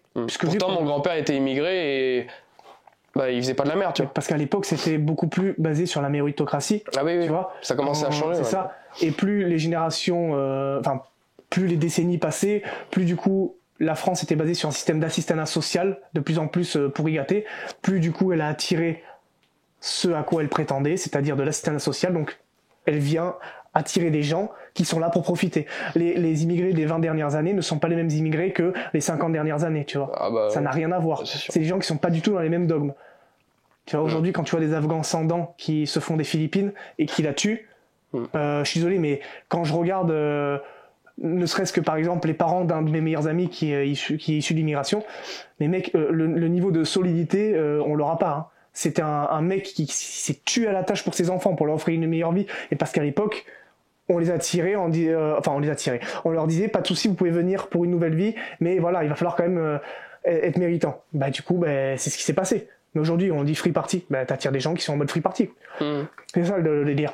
Et les quartiers populaires, contrairement à ce que disent les droitardés, c'est pas du tout de la culture africaine. C'est une culture qui n'existe que dans les cités en France, pas ailleurs. Une culture de la délinquance. C'est pas du tout le vrai islam, c'est pas du tout la culture africaine et tout. C'est une culture de la délinquance. Crois-moi, dans leur pays, ils sont pas comme ça. Mais d'ailleurs, ça a été... Parce que t'as quelque chose aussi qui est là pour leur rappeler à l'ordre, qui s'appelle la peine de mort. Tu vois, ça les rappelle à l'ordre sur certaines choses, tu vois. Des trucs qu'il faudrait peut-être pas faire, tu vois, genre tuer des gens, par exemple. Mais tu sais que ça a été démontré, ça. Comme ça a été démontré, des jeunes issus d'immigration qui sont même jamais allés dans leur pays de natalité. Ils arrivent, et là, les locaux leur disent, mais qu'est-ce que tu fais, espèce de racaille de merde, tu vois. Ouais, normal, ouais. Dégage, tu vois. Parce qu'en fait, c'est pas du tout la culture africaine, c'est une culture qui est propre aux cités françaises. Moi, je dirais même, parce que c'est la République qui a créé ce genre de quartier. C'est ce qu'il faut comprendre. C'est qu'en fait, la culture dans les quartiers, c'est une culture que tu ne retrouves que dans les cités françaises. Une culture de la délinquance où en fait, on discerne uniquement les restes de ce qu'il y a de culture africaine, c'est-à-dire leur couleur de peau et l'accent. Mais par contre... Même pas. L'accent, gros, c'est un accent de cité. Mais voilà, même pas. Même pas. Mais demain, c'est pareil. des accents qui sont total... tu sais, les comme ça, là. Ouais, je te l'ai dit. Ouh. Oh, t'es insupportable. Tu vois, c'est des trucs qui sont créés de toutes pièces. En vrai, moi, j'appelle ça... En vrai, la République a éduqué des immigrés. C'est de l'éducation. Elle les a éduqués en leur donnant trop de liberté. Et c'est à cause d'elle que les gens ont une haine contre... Exactement, tu vois. C'est à cause de cette République que les gens ont cette haine. Attention, je le dis, c'est le moment un peu cru du... Bon, il y a eu plein de moments crus du podcast. Ouais, il y a eu plein. Mais tous les gens qui votent... Déjà tout court, vous participez au système, donc vous participez à ça. Que vous votez à droite ou à gauche, vous participez à ce système, comme tu dis, à ce scam. Vous participez à ça, et d'autant plus les gens qui votent essentiellement à gauche, les gens qui votent NFP, là, Jean-Luc Mélenchon. Je suis désolé, ça va être extrêmement cru, mais en fait, tout ce qui s'est passé, Samuel Paty, Thomas Crépol, Philippines, dernièrement avec l'Afghan, vous êtes en grande partie les responsables de ce genre de conneries. Oui, puisque vous l'avez permis. Vous avez permis que des gens rentrent comme ça sur le territoire sans papier, sans rien. Vous permettez ce décadence, vous permettez le laxisme de la justice. Exactement. J'ai rien d'autre à rajouter. La seule chose que j'ai à dire, c'est que vous êtes les... En fait, si vous n'avez pas voté pour ce genre de personnes, c'est bien évidemment, je parle pas de juste mettre un papier dans l'urne, je parle de ça a été fait sur le long terme, sur plusieurs années. Si il y a une décadence comme ça et une insécurité comme ça en France, c'est de votre faute et vous êtes des collabos. En fait, vous êtes des collabos et je suis désolé, mais il y a un jour où tout ce cirque... aussi, hein, la droite, vu qu'elle vote, il participe mais un peu plus à gauche quand même. Non, mais la gauche est en grande partie responsable de toutes les dérives. Par contre, la droite alimente le système qui alimente ces dérives. Ouais. Oui, elle alimente, mais déjà, toute personne qui vote, peu importe le côté, alimente le système. Et je le dis, un jour, de toute façon, il y aura... Tout ce cirque-là sera terminé, parce que moi, je pense... Je sais pas ce que t'en penses, mais moi, je pense que ça va terminer en un truc sale, je pense. Un jour, de toute façon... En vrai, moi, je pense que ça peut se finir en une guerre civile. À l'image de la France. La France, il y a souvent eu des révoltes pour des changements. Je pense que ça se terminera comme ça, et quand ça se finira comme ça... Je sais que ça se terminera comme ça. De toute façon, il y a que comme ça que ça peut se finir parce que, comme tu dis, maintenant tu peux plus détruire quelque chose qui a été construit au millimètre près. C'est impossible. La seule chose, c'est une immense révolution. Une déconstruction. Mais c'est une déconstruction sale. À la wok. On récupère les gravats de notre ancienne culture, de nos anciennes mœurs, et on les reconstruit parce que, bordel, avant il n'y avait pas de problème comme ça. Oui, mais pour le construire, rappelle-toi, la boule de démolition. Et la boule de démolition, pour moi, ça sera la guerre civile. Ouais, c'est ça. Les gens qui la font. Vous inquiétez pas, moi je serai là pour être rancunier envers les collabos qui ont mené la France dans ce trou à rats, qui est l'insécurité que les Français vivent au quotidien. Et pas que l'insécurité, la décadence totale. Tout. Et vous inquiétez pas que je serai là pour dénoncer ces gens-là. Et le truc, les gars, c'est dites-vous que c'est la République qui a créé une haine des personnes venant des pays orientaux. Parce que, en fait, en nous faisant croire que du coup, les orientaux étaient des gens qui causaient des problèmes, ce qui est faux. Il y a qu'à voir en Algérie, au Maroc et tout, il y a moins de délinquance que chez nous. Ces gens-là sont moins délinquants que chez nous. Parce qu'en fait, ils ont pas un pet au casque. Du coup, ce qui se passe, c'est que là où la République vous fait croire ça, enfin, vous, la République, là où le système, du coup, veut que vous créez ce clivage entre les gens qui disent « Mais non, les problèmes, c'est les Blancs. Mais non, les problèmes, c'est les Noirs et les Arabes. » Le problème, c'est que, en fait, la République a tellement créé dans ces zones d'éducation prioritaire un terrain fertile à la délinquance. Et du coup, il se trouve que les gens qui venaient massivement en France pour habiter dans ces quartiers prioritaires, c'était des personnes issues d'immigration. Donc plus noires, plus arabes, plus africaines, puisque la France a beaucoup d'immigrés africains. Mais en fait, c'est pas leur couleur de peau qui font qu'ils sont délinquants, c'est pas leur origine. C'est parce que la République a créé un terrain fertile. Demain, on déporte tous les Blancs dans une Algérie qui est complètement wokistisée, et on les met dans des quartiers où on favorise les blancs, à droite, à gauche, machin, etc. Et les petits bichons, les pauvres blancs privilégiés, non, les pauvres blancs oppressés, tu vois, même moi c'est un réflexe, les pauvres blancs oppressés, etc. Les Français qui seront dans des quartiers sensibles créés par une Algérie sous wokisme deviendront des délinquants. Demain, je fais des enfants, ils partent dans une... C'est fictif ce que je dis, hein, mais une Algérie qui est complètement sous le wokisme, on va dire qu'on inverse la tendance, et du coup elle fait venir des immigrés français pour essayer de, j'en sais rien, mais les aider dans leur développement, etc., en tant qu'ouvriers, machin. Petit à petit, l'Algérie se transforme en assistanat envers les quartiers prioritaires. C'est-à-dire que les Algériens, eux, ils ont droit plus à rien, mais les Blancs qui viennent dans les quartiers en Algérie, ils ont droit à tout, machin, etc. Tu peux avoir la CAF en Algérie. Voilà, la CAF en Algérie. Du coup, les Blancs, on leur dit non, mais vous inquiétez pas, travaillez pas parce que vous êtes des oppressés, etc., machin. Les Blancs, qui sont dans ces quartiers, deviendront des délinquants. Et ils abuseront du pouvoir. Comme Noël disait, l'abus de pouvoir. L'abus de pouvoir. On donne C'est l'abus de liberté aussi. L'abus de liberté. Ouais. Mais l'être humain est comme ça. On lui donne ça, il veut prendre ça. Et ça, c'est tous les êtres humains, peu importe votre couleur. Hein. C'est tous les êtres humains. Que vous ayez les cheveux bleus, que vous soyez noir, jaune, rouge. La République.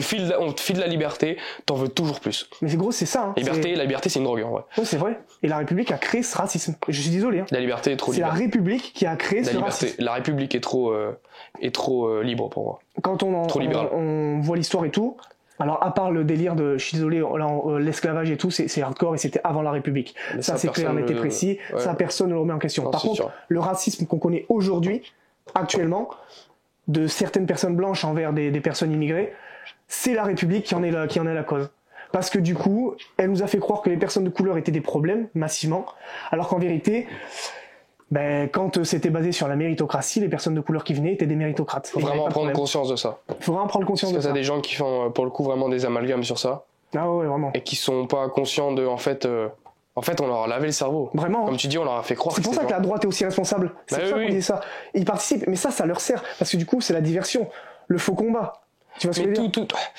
Participez pas à ce piège qu'est la République, qui est la politique en général. Ne soyez ni de gauche, ne soyez ni de droite. Ayez vos opinions, faites des constats, grâce à des expériences, personnelles que vous avez vécues.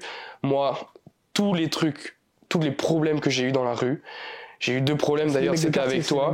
C'était que des mecs de quartier, c'était pas des mecs, c'était pas des Français, c'était des mecs d'origine immigrée. Et en fait, ça fait partie de mon expérience, tu vois. Donc moi, je vous dis juste, faites le constat, mais ne vous laissez pas bercer par ce qu'est la République, parce que c'est pas la vraie vie. C'est comme les réseaux sociaux ne sont pas la vraie vie, la politique, c'est... En fait, arrêtez d'écouter BFM TV, d'écouter tout ce qu'on vous dit, ce n'est pas la réalité. Mais écoute, faites vos constats vous-même, ayez des opinions que vous remettez constamment en question, et ne votez pas NFP, et ne votez pas non plus Bardella, ne votez personne. Déjà, le vote, c'est de la merde, ça change rien, oui. Mais essayez de remettre tout le temps en cause vos opinions et d'être une personne qui est réfléchie. Et en fait, le problème, comme disait Raptor, le problème, il n'est pas de se faire influencer, c'est de savoir qui vous influence. C'est ça. Et d'accepter ou non. Et il y a trop de gens qui acceptent de se faire influencer par n'importe qui et n'importe quoi. Mais gros, il y a une phrase que j'aime bien, c'est « Le diable crée une fausse vérité plus brillante que celle que Dieu te propose. » Parce que du coup, il veut t'attirer vers cette fausse vérité. Et la fausse vérité, ce serait la République. De ouf. Tu vois ? Toujours une bonne excuse. C'est vrai, ça. Donc forcément, vous êtes attiré par ce qui brille, et vous rentrez dans ce putain de piège, en fait. Eh oui, non mais c'est vrai. Tu préfères quoi ? Manger une pomme qui ressemble à une merde, mais en fait c'est une pomme ? Ou manger une merde qui ressemble à une pomme, mais à l'intérieur c'est une merde ? La République, c'est ça. C'est la pomme bien belle, mais en fait dedans c'est de la fiente. Ouais, c'est de la merde. Ouais, de ouf. Tu vois ? Alors, on n'est pas en train de dire que tout ce qu'il y avait avant la Révolution et tout, c'était que du bien, pas du tout. Non, bien évidemment. La modernité a énormément de bienfaits en termes de développement, de machin. Il y a un monde d'inconvénients aussi. En termes d'idéologie, c'est un carnage, ça détruit notre pays, en fait. Et l'Occident, de manière générale. Je crois qu'on a tout abordé, mec. Hein. Après, il y a le laxisme. Mais le laxisme, en fait, on vient de l'aborder. On vient de l'aborder, ouais. On vient de l'aborder, on a tout abordé, je crois. Tout pays normal a la peine de mort. Ça, faut pas être con pour... Ouais, voilà, on a oublié juste de préciser que tout pays normal, parlant du laxisme, a la peine de mort. C'est la précision. Non, mais c'est vrai, hein, le tout pays normal a la peine de mort. tout pays normal a la peine de mort. À un moment donné, je vais reprendre un exemple que j'ai vécu au travail, anecdote. Dans l'ancienne... Dans l'ancien centre social où je travaillais, c'était extrêmement wokiste, l'idéologie. Et je me suis retrouvé en débat avec une de mes anciennes collègues. On parlait d'une jeune femme qui s'était faite planter à Bordeaux dans sa voiture pour se faire voler son sac. Elle n'est pas décédée, mais le mec a cherché à la tuer. Et moi j'ai dit, sa place est 6 pieds sous terre. Elle me dit, bah non, on n'est pas des monstres. On n'est pas des monstres. Ok. Très bien. Une des règles des 48 lois du pouvoir, c'est ne laisse jamais ton ennemi repartir en étant clément avec lui, parce qu'il va te poignarder dans le dos. Il a planté une fille une fois, il le refera. Et du coup, j'ai accentué le débat en disant, ok, dans ces cas-là, qu'est-ce que tu penses des terroristes du Bataclan alors ?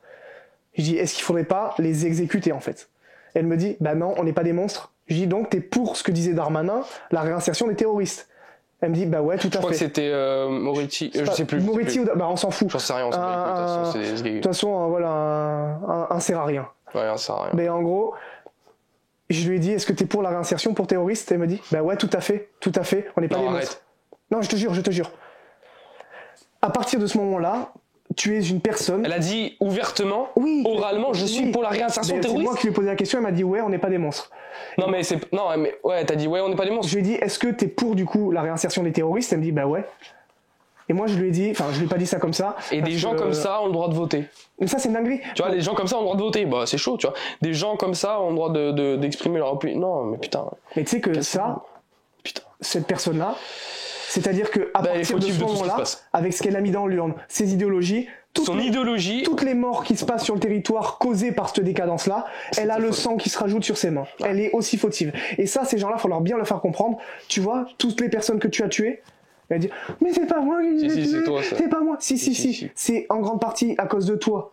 Alors on te laisse faire aussi, hein. Je suis désolé, c'est vrai. Mais toi, t'es collabo. Il faut te fuir comme la peste, toi. Il faut la fuir comme la peste, cette personne-là. J'ai même envie de citer son nom carrément. Je vais pas le faire, mais j'ai envie de citer son nom. Putain, elle s'habillait, je me souviens. Comment ça tu sais quoi, j'ai même donné des détails. Je me souviens, elle s'habillait avec des Docs Martens et tout, souvent en robe noire et tout. Moi, je me souviens, j'ai presque envie de donner. Comme par hasard, toujours le même profil. Non, je vais pas le faire. Je vais pas donner son blast. Tu vois, je commence à décrire comment elle s'habillait. Mais en tout cas, non, insupportable. Et ça, c'est aujourd'hui le laxisme ambiant dans la justice. Aujourd'hui, on punit des victimes. On en parlait, hein, des violeurs que le mec a éclaté. C'est lui qui a été puni, les violeurs sont dans la nature. Ouais. Tu te rappelles le mec aussi, je te disais, que je connaissais un jeune avec qui j'avais été au collège, qui a fait que traîner avec des racailles et qui en a bu les codes. Ah oui. Et petit à petit, il s'est mis à être lui-même une racaille. Et arrivé à 21 ans, dans un bar avec ses amis racailles, ils ont croisé un autre mec que je connaissais aussi. Et pour un soi-disant regard de travers, le mec lui a foutu un coup de couteau au foie, un coup de couteau au plexus.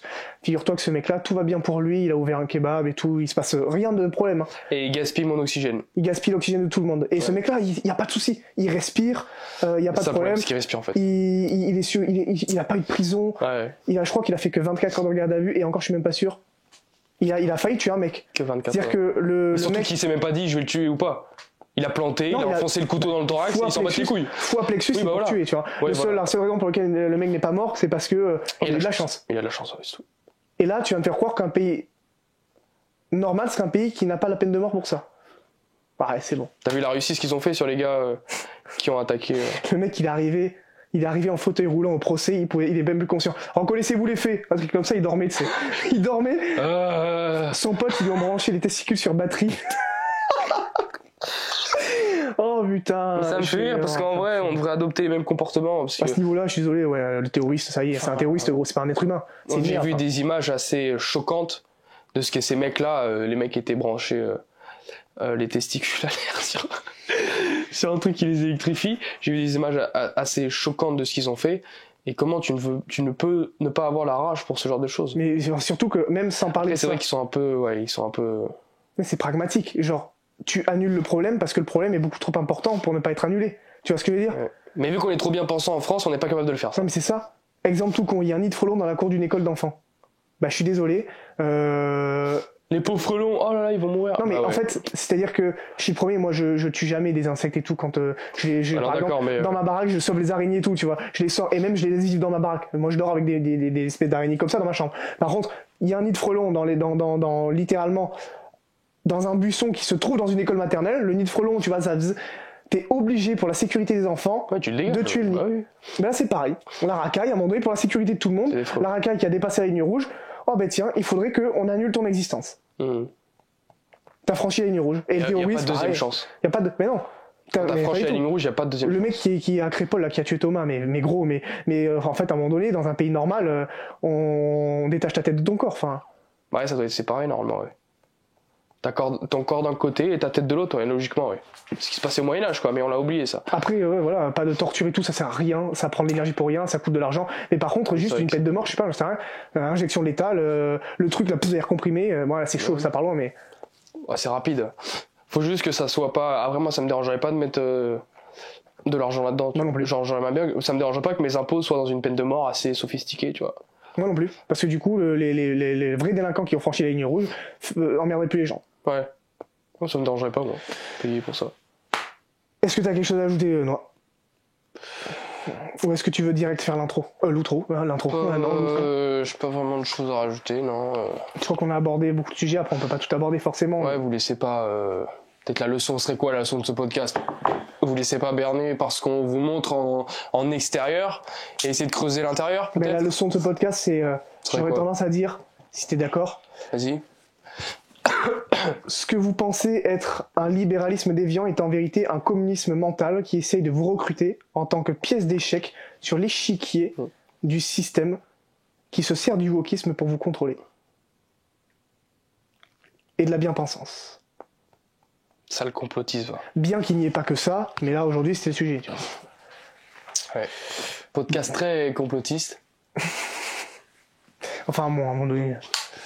À un moment donné, il faut dire les choses. Bref. Et je vais te laisser faire l'outro. Si le podcast vous a plu, en tout cas, n'hésitez pas à déposer un like.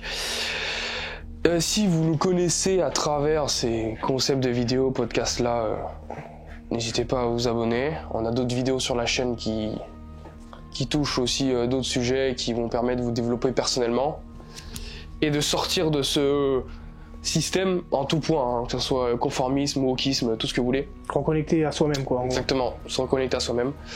Donc Chercher voilà, à n'hésitez s'améliorer. pas à vous abonner si vous êtes nouveau et on se dit à la prochaine. N'oubliez pas, poursuivez votre version 2.0 et au lieu de le rêver, faites-le. Ciao.